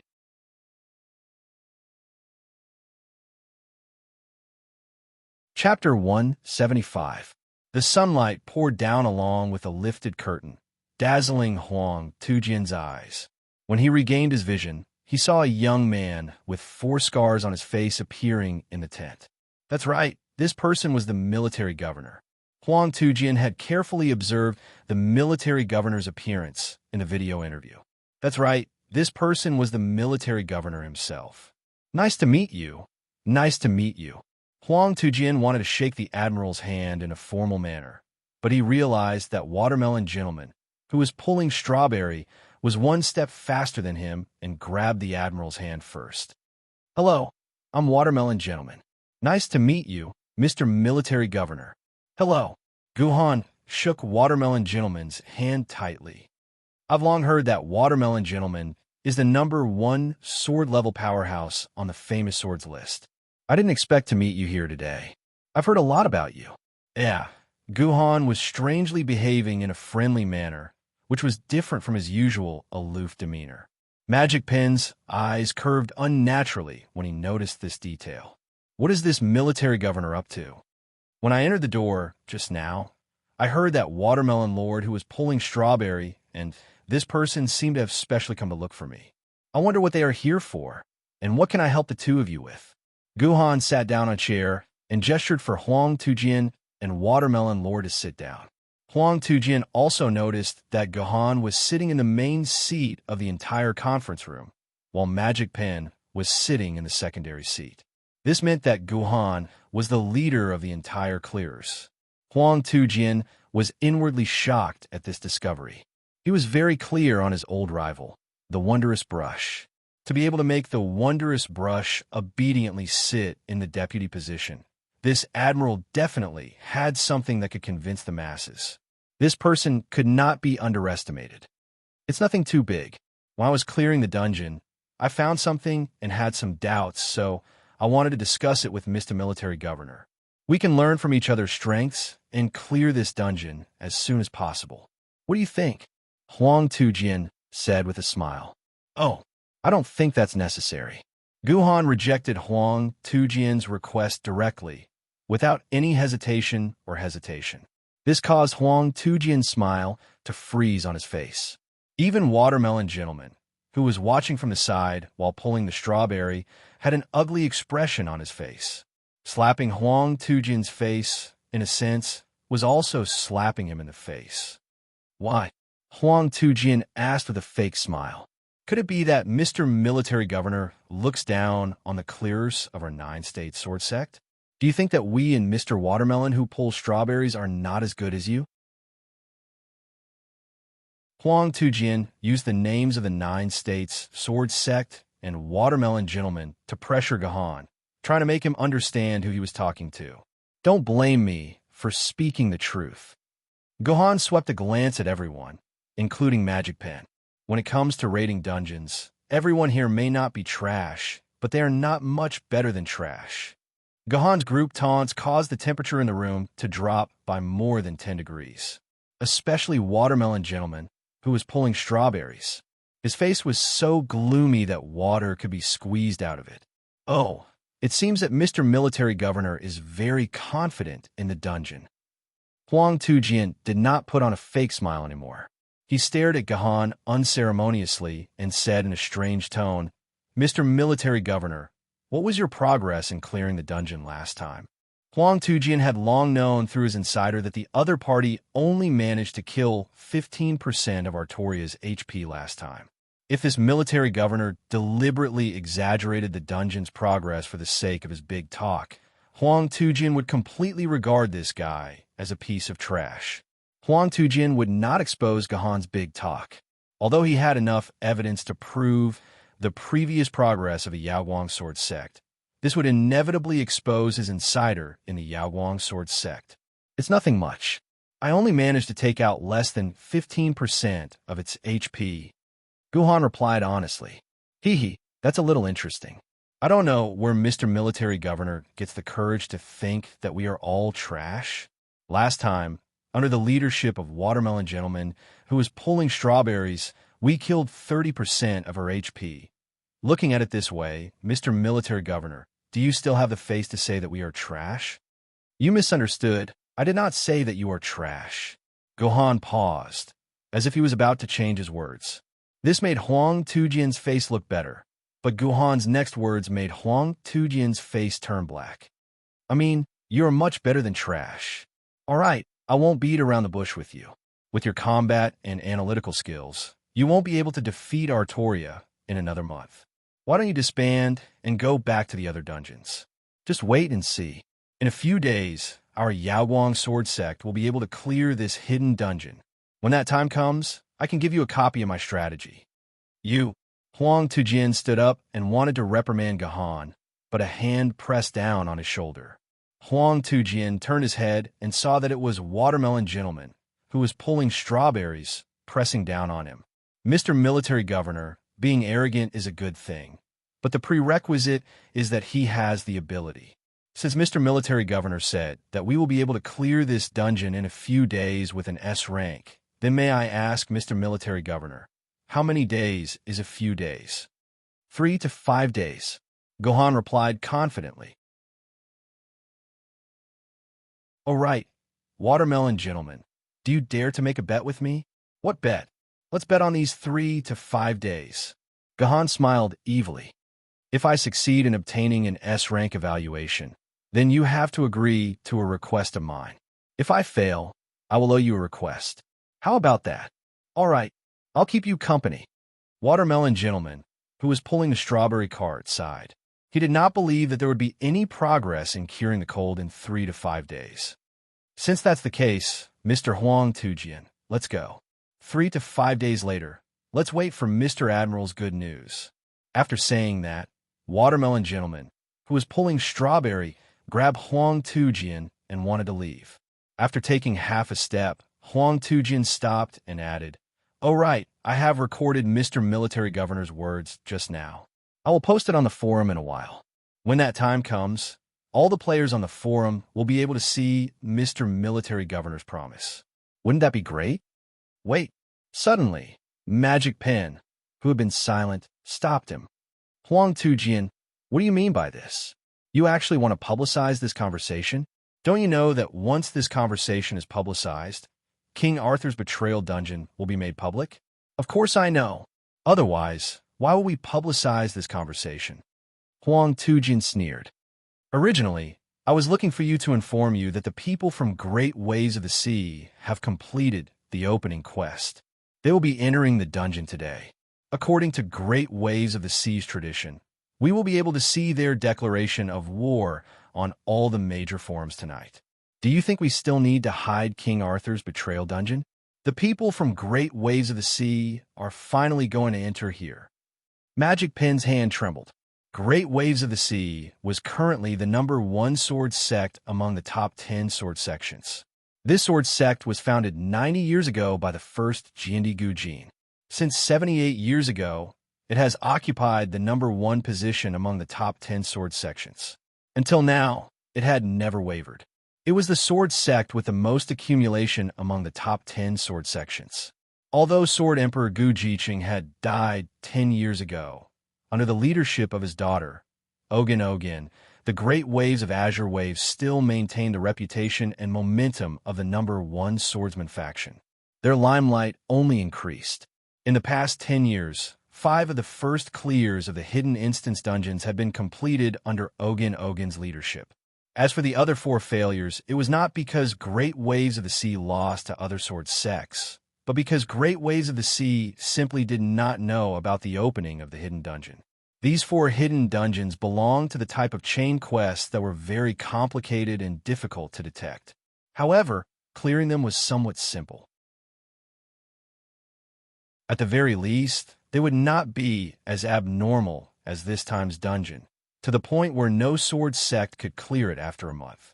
Thus, these dungeons would often be completed by other sword sects or even individual teams without the slightest news from Great Waves of the Sea.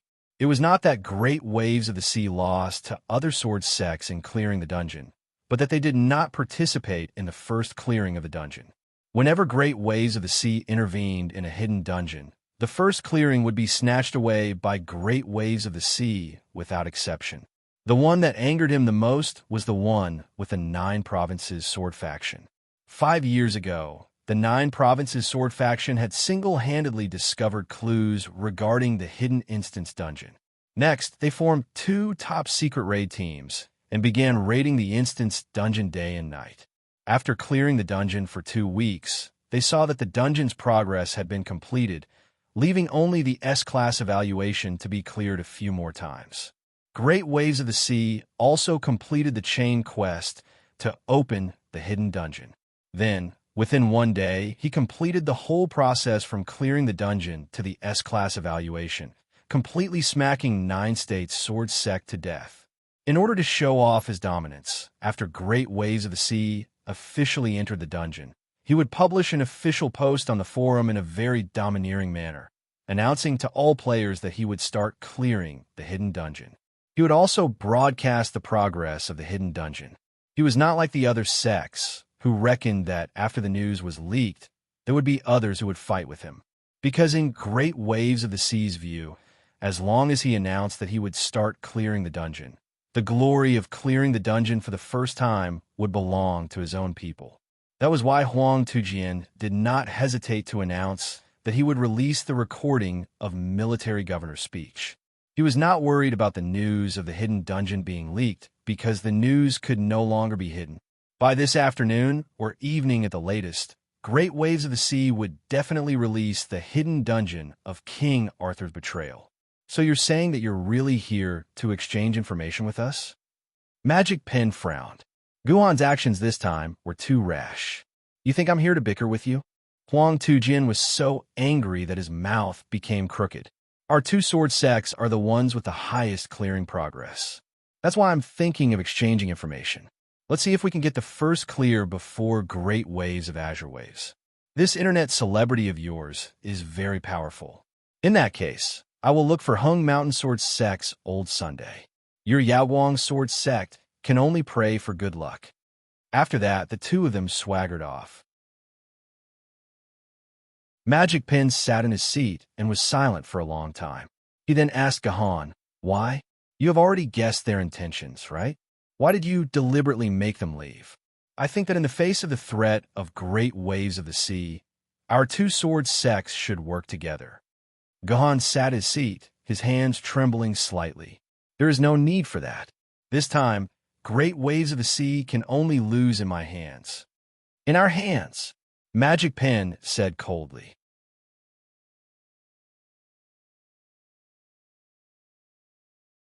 Chapter 176.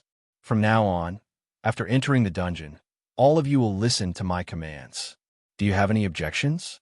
In front of the dungeon's entrance, Gahan glanced at his teammates. Even Steel Centipede, who was the most dissatisfied with Gahan, did not say a word in the face of Gahan's question. Very good. Gahan nodded. To tell you the truth, if my guess is correct, then this time, I am confident that I can push the dungeon's progress to at least 70%. As long as you listen to my commands, you will definitely succeed. Gahan's tone and demeanor were full of confidence. The 5 teammates looked at each other.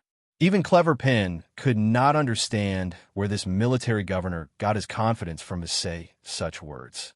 Was he not afraid that the wind would cut his tongue? This time, even if the great waves of storm takes action, they can forget about taking the first clear from my hands. After saying this, Gahan resolutely stepped into the dungeon's entrance. Clever Pin and the others seemed to be able to see a dragon that was about to soar within Gohan's body. Something in this man's heart seemed to have been stirred up by the sudden appearance of the number 1 swordsman, the great waves of storm. After Clever Pin and the others entered the dungeon officially began its countdown. In another 10 seconds, the circle of light surrounding the dungeon's starting point would disappear, and the dungeon would truly begin. Large-scale multiplayer dungeons were like this. In order to ensure that the players who entered the dungeon could start the dungeon within a fair amount of time, the countdown would only start after everyone had entered the dungeon and waited for 10 seconds. Taking advantage of these 10 seconds, Gahan began to assign the first stage of the mission. This time, we will not take the road outside Terminal T3. Gahan opened the map of Xianying Airport in the void and drew a path on the road next to Terminal T3. This road was the route that the team had taken under Clever Pin's command last time. This time, we will directly pass through T3 and go straight to the P2 parking lot. When Gahan said that he didn't want to take this path, Magic Pin's expression changed. From the first step of entering the instance dungeon, Gahan overturned Magic Pin's strategy. This was like a slap to Magic Pin's face. I object. It wasn't Clever Pin or Steel Centipede who gave the suggestion, but Hong Yu, who had a good relationship with Gahan.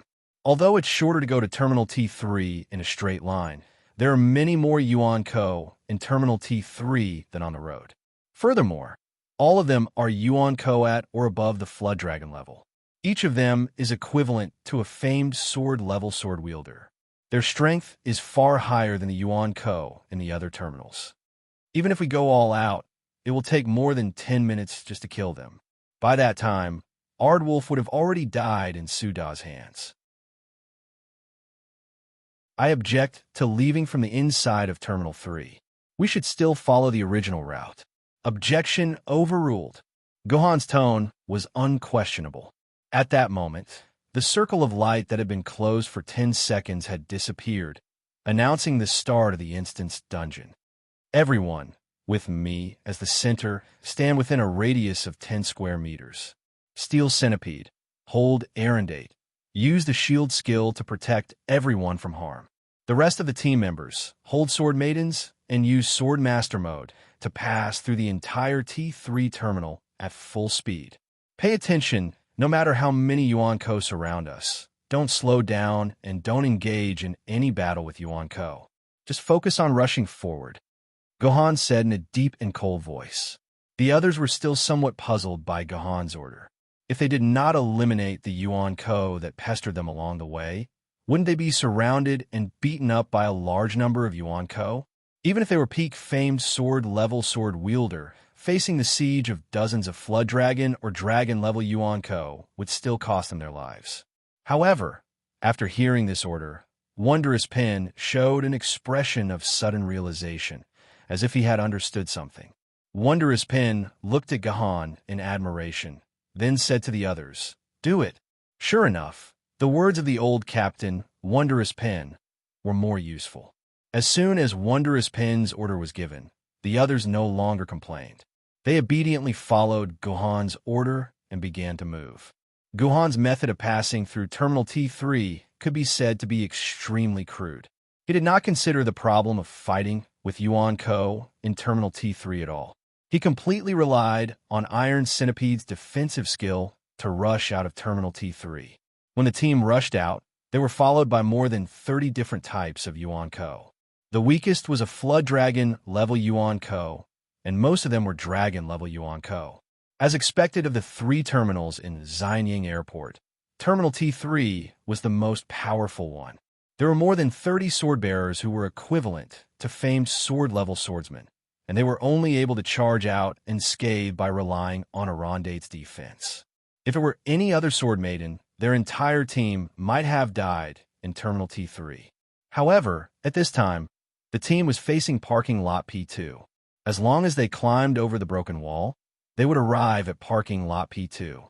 Guhan and the others could even see with their naked eyes the battle that was going on in the parking lot. At this time, Arondade's giant shield skill had not cooled down yet, which meant that not even a minute had passed. If the time needed to run to Ardwolf and Shuda's position was added, it would probably not even take 2 minutes. It was a full 5 minutes earlier than the time Wondrous Pen had spent directing everyone to walk on the road. These 5 minutes could be said to be 5 crucial minutes in Guhan's plan. Without these 5 minutes, Guhan's following strategy could not be carried out at all. However, although it was true that they had arrived 5 minutes earlier, there were still more than 30 Flood Dragon or Dragon Yuan Ko following behind Guhan. At this time, there were less than 5 seconds left before Arondade's shield raising skill would cool down. Once this skill disappeared, Guhan and the others would have to use their personal shield to withstand the attacks of these 30 powerful Yuan Ko. Military Governor, my skill is going to cool down soon. What should we do now? Steel Centipede's expression was very ugly. Although his shield-raising skill could reduce the damage by 30%, coupled with his own outstanding defense, his personal shield was still not broken when faced with more than 30 Flood Dragon or Dragon Yuan Ko's attacks that lasted for a minute. However, there was not much energy left. There was less than 10% of its energy left. Steel Centipede had reason to believe that once the skill ended, he would be the first to be ganged up on by Yuan Ko and die. Run, Guhan said coldly. Just keep running to Ardwolf and Shuda's position. Don't worry about anything else. Military Governor, are you crazy? Yu Sikong suddenly roared. You actually want to run all the way to Shuda's position? Once Shuda meets up with these Yuan Ko, how are we going to survive? We'll just hack them all to death and wait for 3 days before entering the dungeon. Yu Sitsong's roar echoed everyone's thoughts. Yes, with their personal shields, it was not a problem for them to reach Shuda's position. But if these Yuan Gue that had followed him out were together with Su Dahue, then what was the point of fighting? Whether they could keep their lives and leave the dungeon was still a problem. It'll be fine. Trust me, there won't be a problem, Guhan said calmly. As soon as he finished speaking, Steel Centipede's shield-raising skill completely disappeared and went into a cool-down state. Without the protection of the shield-raising skill, Steel Centipede would directly use his personal shield to face the attacks of the 30 fierce Yuan Ko. Military Governor, what about us? I only have 8% of my shield left. Steel Centipede shouted in horror. Although his shield-raising skill had disappeared and he no longer absorbed all the damage from Yuan Ko, most of the Yuan Ko's attacks were still locked onto him. In a few seconds, his personal shield would be broken. Continue to hold on. Faced with Steel Centipede's cry, Guhan only said these few words. Apart from Magic Pen, the rest of the team members glared at Guhan. Even Hong Yu was no exception. From their point of view, Guhan had already made up his mind to sacrifice Steel Centipede. 6%, 5%, 4%, Steel Centipede saw his personal shield drop by 2 numbers in a second. His heart was filled with endless despair. Everything was over. Not even the gods could save him, unless these Yuan Ko were stupid enough to take the initiative to retreat and give up on the meat in front of them. Then, his personal shield would inevitably be broken by Yuan Ko, and he would face death. The durability of the Sword Mistress could not be used on the Sword Wielder. Sword Mistress Arendate might be able to hold on for a while, but without the protection of his personal shield, Steel Centipede's fragile human body would be torn to pieces at the first moment. Steel Centipede could already see several great wizards of the Covenant of Darkness in the distance beginning to chant spells. Once the spells were completed, he would be killed by all kinds of spells for percent. 3%, 2%, 2%, 2%, 2%. Steel Centipede, who had been staring at the data of his personal shield, was surprised to find that his personal shield had actually stopped falling. When he looked up again, Steel Centipede was stunned. These more than 30 Yuan Ko had actually started to retreat like idiots. Even the great wizards who were chanting spells just now had forcibly ended their incantations and started to retreat. In just a few seconds, all the Yuan Ko retreated like a tide. It seemed that they had completely lost interest in Gohan and the other sword wielder and returned to Terminal T3. What's going on? Can someone explain this to me? Steel Centipede blinked his eyes and looked at Gohan in confusion, hoping to get an explanation from Gohan. Military Governor, you already guessed that these Yuan Ko would not continue to chase us? Compared to Steel Centipede, Han Yu had a better understanding of the situation. However, she only understood a little. She was also confused about the most important part. Why did these Yuan Ko suddenly retreat? Why did Gohan seem to know about this in advance? I don't have time to answer you now. Gohan looked at the system time. It showed that the instance dungeon had started for 1 minute and 4 seconds. Now, run at full speed to the battlefield. Rescue Aardwolf and kill Shuda. There's only one point. Hurry.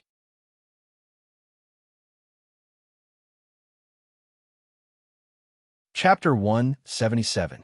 The Great Waves of Azure Waves, also known as the Azure Wave Sword Sect, was the #1 sword sect in Sword Lady Online.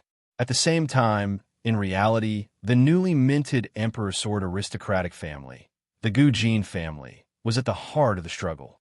Although Gu Jin official had passed away not long ago, his connections and reputation spanned across the 8 cities. He had helped thousands of sword bearers in the past. Of the 2 Jiendi who were still alive, one of them had been saved by Gu Jin official from certain death when he was young. Naturally, he took care of the Gu Jin family. At least before the death of this Jiendi, the Gu Jin family did not have to worry about their future. As such, the great waves of Azure Waves became more and more powerful in the game, to the point of arrogance. Jinling City in Sword Maiden Online was the base of the sword sect of the Kanglan Billows. This city was listed by the game officials as the 10th most difficult city to conquer in the world. It was conquered by Gu Jinfa and his brothers, who attacked without caring about the cost, which caused a sensation in Sword Maiden Online. How difficult was it to conquer Jinling City? Disregarding everything else, in the entire battle of attacking and defending the city, there were a total of 5 Rungi-level Yuanwis, 2 Desolate-level Yuanwis, and a total of 7 Invincible Yuanwis that could rival Emperor's Sword-level swordsmen. However, they were forcefully held back by the Sword Emperor-level swordsmen, led by Ji Jinfeng and 8 Immortal-level swordsmen. In the end, they killed 3 and exiled 4. After that battle, Gu Jin official rested for half a year before appearing again. According to rumors, it was also after this battle in the game that the 38-year-old Gu Jinfeng, who was already a celestial sword wielder, officially challenged the Emperor sword wielder in the real world. He defeated the 9 gate commanders in one go and used an unprecedented time of 9 days to synchronize with the Emperor's sword. In Jinling City, he used the blood of 100,000 yuan as a sacrifice to announce that he, Gu Jinfeng, had ascended to the throne and was going to slaughter the world. Therefore, Jinling City in the game could be said to be the place where the officials and the surging waves sword sect flourished. After the entire Jinling City was conquered, the city was built to be impregnable, especially the core hall, the absolute ice hall, which was magnificent and magnanimous to the extreme. Gu Jin Zhengfa imitated Yin Jing City's throne room. In the center of the throne room, he built a golden platform. The platform was so dazzling that it was impossible to look directly at it. Naturally, it was impossible to look directly at the woman sitting on the platform. Gu Jin Zhengfa's only descendant, the daughter of his first wife. Her in-game name was Jin, the second-generation sect leader of the Great Waves of Azure Waves. Although she had inherited the throne as the daughter of a government official, one should never look down on Eugen, because at this time, Eugen, who was only 32 years old, was already a sword wielder of the sword and fairy level in the game. In the Ice Absolute Hall, other than the 2 Grand Supreme Elders who were left behind from Gu Jin officials era, none of the other 100 people were a match for General Yaowang, was known as the most dazzling genius in the last 10 years. While Jin was known as the most dazzling genius in the last 50 years. The 2 of them weren't even on the same level.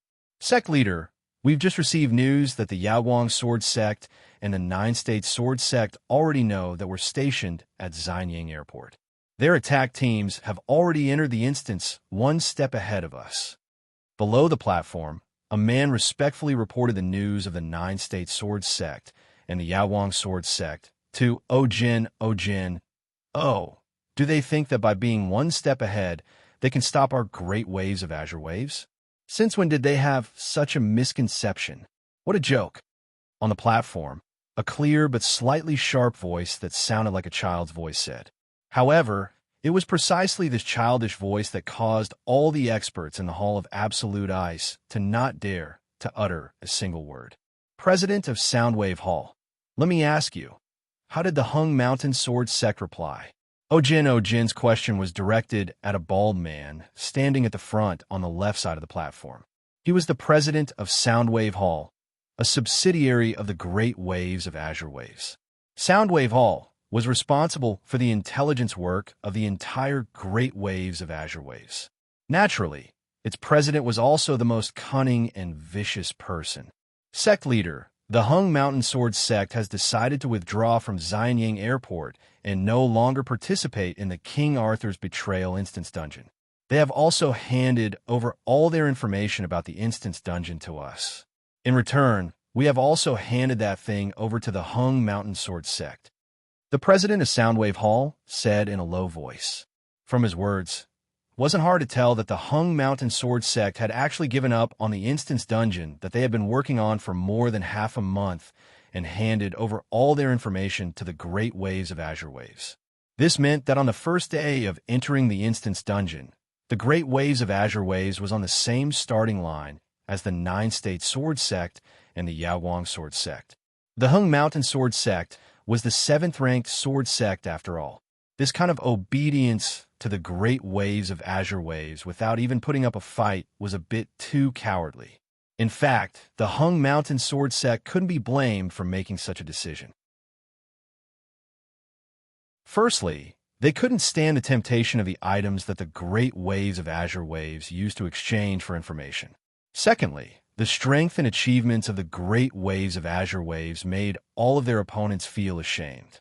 The Hung Mountain Sword Sect wasn't like the Yaoguang Sword Sect, who had invited the expert military governor to attack the Instance Dungeon. They also weren't like the Nine States Sword Sect, who had invited the #1 famed swordsman, Watermelon Lord, to fight to the death. They had no chance of winning at all. It was better to give up on this unrealistic idea and obtain the reward that the Great Waves of Azure Waves gave to their sect. This is the information that the Hung Mountain Sword Sect sent over. Please take a look. Sect leader. The president of Soundwave Hall swiped his personal terminal, and the detailed information of the Hung Mountain Sword Sect was sent to Ojin's personal terminal. I don't want to look at these things. Ojin yawned. President of Soundwave Hall, I'll leave these to you. You have an hour to prepare 5 elite clearers. All the famed swordsmen in the Great Waves of Azure Waves. As long as you like them, you can transfer them over. I give you this right. Yes, sect leader. The vast Expanse Hall was responsible for the strategy and planning of the entire Kanglan Billows. It was equivalent to the think tank of the Kanglan Billows, the brain core that the Kanglan Billows relied on. This was especially true for the CEO of the vast Expanse Hall. He was known as the 5th smartest person in the world by Dujin Feng. For a long time, the Great Waves of Azure Waves have been able to sweep through all the dungeons, and this person had played a huge role. My dear CEO of the vast Expanse Hall, have you seen the information on the Hung Mountain Sword Sect? Ojin asked lazily. I saw it.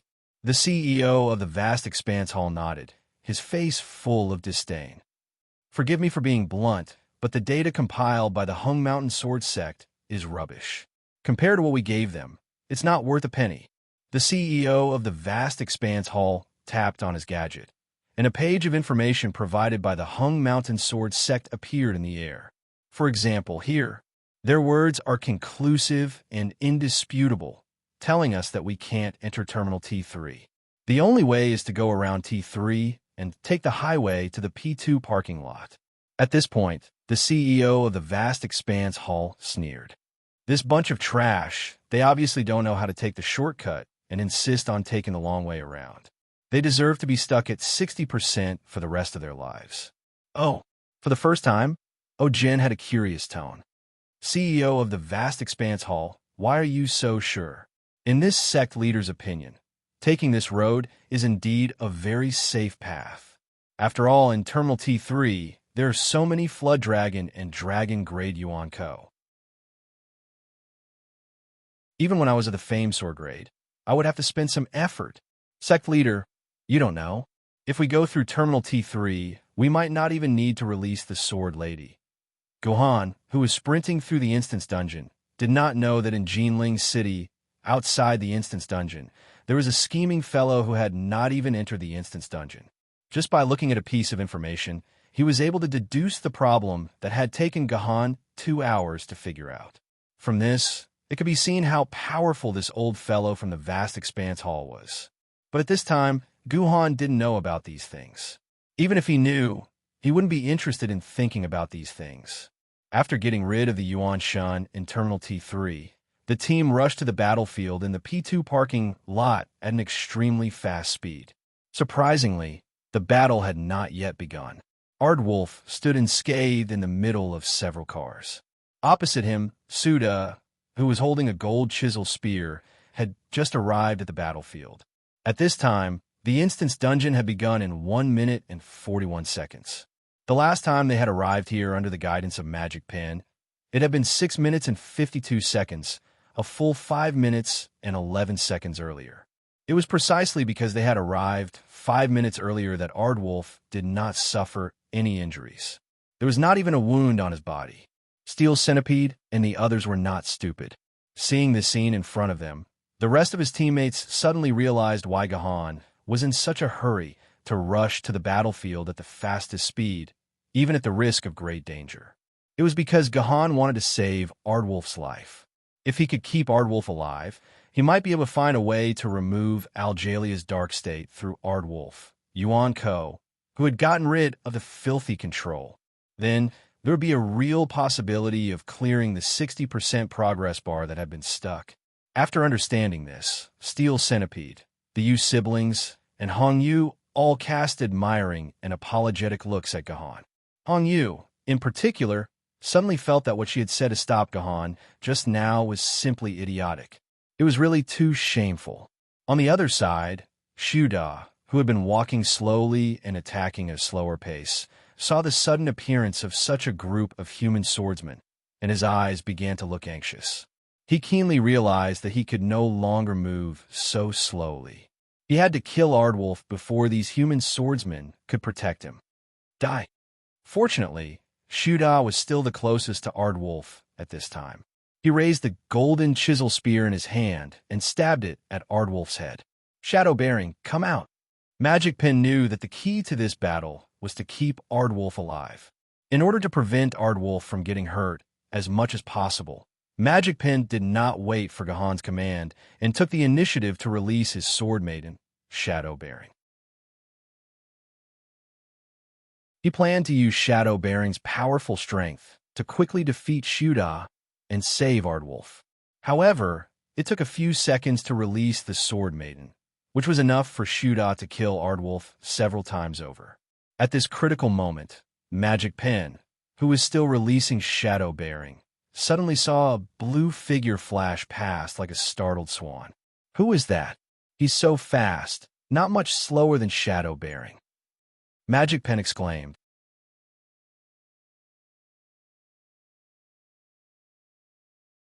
Chapter 178. Suda's gold-carving spear was very fast. It was as fast as a speeding car. It had a ferocious aura and seemed unstoppable as it rushed over. Aardwolf clenched his fists, and the magic circuit under his skin began to flash. He was ready to use a skill to block Su-Da's attack. Ding! A crisp sound rang out. Aardwolf was surprised to find a blue-clothed woman blocking in front of him with a sword. The tip of her sword just happened to block the tip of Shuda's spear, making it impossible for the gold-carving spear to advance any further. What a powerful sword technique! Aardwolf couldn't help but exclaim in admiration. In the past hundreds of years, he had seen many powerful sword ladies in Yuan Ko. Among them, there were very few people like this woman in front of him who could directly use the tip of her sword to block the opponent's sword. Each of them was very powerful. Suda tried to push her a few times, but he was unable to move the woman who had suddenly appeared. Left with no choice, he could only put away his spear and retreat.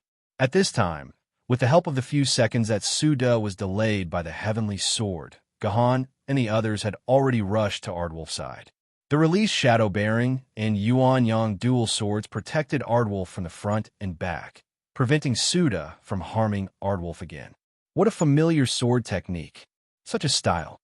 Suda, who had been pushed back by the heavenly sword, did not get angry. Instead, he closed his eyes and slowly savored the moment when the heavenly sword had pushed him back. Suddenly, a person flashed through his mind. Heavenly sword? Shuda opened his eyes and looked at the long sword in Etienne's hand. He couldn't help but take 2 steps back. That's right, it's the Etienne sword. You are the sect leader's sword. Sect Master has also come to this world. Sect Master? The heavenly sword flower trembled. She wasn't like King Yu, starting to recover her previous memories. Heaven Reliance had completely lost all memories of people before and after the Great Calamity. I don't know any Sect Master. Have you mistaken me for someone else? Haha, how could I be wrong? You are the Heaven Reliance sword. Even if you are broken into 2, I will still remember you. Shuda laughed bitterly. I was wrong. How could the cult master come here?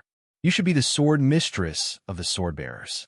Who would have thought that the Heaven Reliance sword who contended against everyone in the past would also become a member of the Sword Maidens, becoming my, Suda's opponent? Could this not be fate? During the exchange earlier, Suda understood that even if there were 3 of him, he would not be a match for the Heaven Reliance sword. Not to mention, there were still a few other sword ladies who were even stronger than him, glaring at him like a tiger watching its prey. He had lost all chance of survival. Make your move. If I die under Heavenly Sword, then my journey in the Ming cult will not be in vain. Once he finished speaking, Suda raised his spear again and took the initiative to attack Heavenly Sword. This was a suicidal attack. He had completely given up on defending and was attacking with all his might. Even if he died, he wanted to let Etienne take a hit. Interesting. Etienne smiled sweetly. She grabbed the wine gourd on her head and poured a large mouthful of wine into her mouth. A mouthful of Dukong wine dispels Jun Qinfan's worries. Etienne will send you on your way. As she spoke, the Heaven Reliance sword in her hand met the tip of the spear. She drank a mouthful of Dukong wine, intending to use her basic skill, Dukong. From Etienne's point of view, drinking wine while fighting against an enemy was the greatest respect one could give to one's enemy. Just as the 2 sides were about to engage in a fierce battle, Hong Yu suddenly appeared behind Shuda like a ghost. As mentioned before, Suda was so focused on his battle with Etienne that he didn't pay any attention to what was behind him. Hong Yu's ambush didn't meet with any resistance at all. She easily dealt a perfect combination of a sure kill and high damage. Suda's legs softened, and he collapsed to the ground. His gold-carving spear fell to the ground. It's a pity that I can't die under Heavenly Sword. These were Suda's final words. Then, the dimensional vortex appeared and began to absorb all traces of Suda's existence in this world. How dare you? You actually dared to steal this heroine's prey. Suda died, but the battle did not seem to be over. As a teammate, Etienne suddenly pointed the tip of her sword at Hong Yu's head. This heroine has come from the 3 kingdoms to the great Ming dynasty. The people I hate the most are people like you. Speak. Why did you steal this heroine's prey? Military governor, can you please take care of your sword lady? Hong Yu ignored Etienne's question. Instead, she pushed Etienne's sword aside and walked straight towards Gahan. As she walked, she said, "In any case, I help your sword lady. Tell this heroine of yours to do a good deed and let me go." Okay. Gahan took a deep look at Hong Yu. This Hong Yu seemed to have some kind of story with Suda. Every time they entered a dungeon, Suda had to die in Hong Yu's hands. This time, Even if it was very unreasonable to steal from Etion, she had to kill Suda with her own hands. This was not an ordinary matter. After receiving Gahan's reply, Hongyu, like before, ran far away to do her sentry work, completely ignoring the furious Etion. Ugly husky, if you dare to persuade me, don't even think about ordering me to do this and that again. Etion fiercely poured a few mouthfuls of Du Kong wine into her mouth. Then, with a wine-red face, she saw that Gahan seemed to be about to intervene. So she took the initiative and put Gahan in a very awkward position. I'm not going to persuade you. I don't have the time to. Gahan did not even look at Etion. Instead, he stared intently at Ardwolf. It seemed as though Ardwolf was hundreds of times better looking than Etion. However, there is one thing I must tell you. I cannot defeat this Hongyu. Her sword element value is tens of times higher than mine. I cannot defeat her. If you want to retaliate against her, go ahead. I will not stop you. I will beg Hongyu to show mercy and let you go when you only have 1% durability left. What do you think about this? My ass. Hearing Gahan's words, Etion's face turned from wine red to green. In the end, she stomped her feet and gulped down all the wine in the gourd. With a few leaps, she flew off to who knows where. Perhaps she had gone to find Yuan Ko to vent her anger. You're not allowed to enter Terminal T2. You're also not allowed to stay within a 1-kilometer radius from me. You promise to listen to my commands in this instance dungeon. Could it be that you think you can go back on your word? Seeing Etion leave, Gahan added through sword mark. Got it. This heroine found a useless and ugly husky like you as her master. I'm so pissed off. My dear brother, the sword maiden that military governor used earlier, I believe her name is Heavenly Sword. Yusiu, who was watching silently from the side, pinched her brother Yusitsung's waist. Isn't that right? My cute little sister, I also heard that Yuan Ko call her Heavenly Sword. If we are not mistaken, that sword maiden is the #1 sword maiden in the prize sword grade, Heavenly Sword. Yusikong did not back down, and she pinched her little sister's buttocks. Annoying, her little sister whined. Use more strength. Hello, everyone. I am Ardwolf. You must have found this place through the message left behind by the sword and the stone, right? I am extremely grateful to everyone for extending a helping hand. Please accept my gratitude. Ardwolf bowed deeply toward Gahan, Wondrous Pen, and the others. Gahan and Wondrous Pen exchanged glances. As expected, saving Ardwolf 5 minutes in advance had indeed affected the entire storyline of this instance dungeon. Ardwolf was no longer able to use. There is no need to save me. Before I escaped, filth had seeped into my heart. I am about to become the kind of person I hate. A pity. I can no longer be a partner of justice. Father Che, I'm going to look for you. This was a standard response that had not changed even after dozens of times.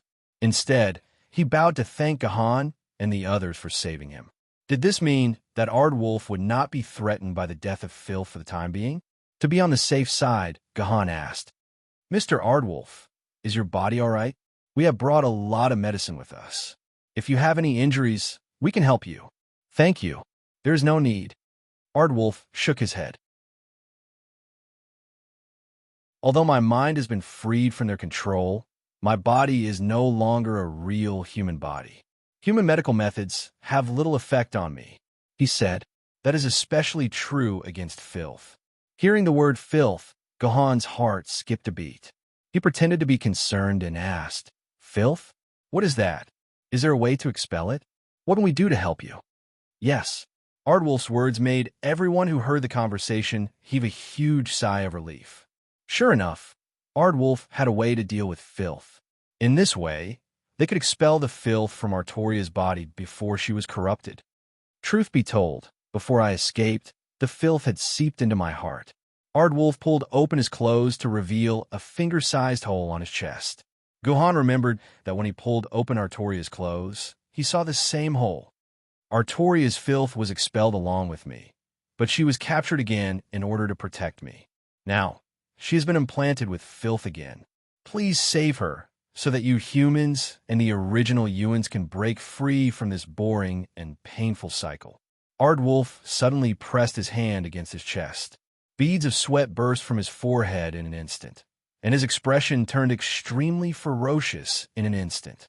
I'm sorry, I may not be able to accompany you to save her, Ardwolf said intermittently. I have to use all my will and strength to fight against the filth's control. I use some of my strength to resist the pursuit. Now the filth has begun to attack my will. You have to go save Artoria. I don't know if I can resist the filth control this time. If I succeed, I will wait for you at the entrance of Terminal T1. If I am not there, don't come looking for me. To expel the filth requires special tools. I have hidden these tools in a secret place. After you rescue Artoria, take her there. Ardwolf clenched his teeth and stopped talking. All his will and strength had to be used to resist the invasion of filth. He could only look deeply at Gahan, his eyes full of pleading and pleading. Let's go to Terminal T2. That you're tuning in to the Warrior Lore YouTube channel. Don't forget to subscribe and join us on this journey to catch the most captivating stories.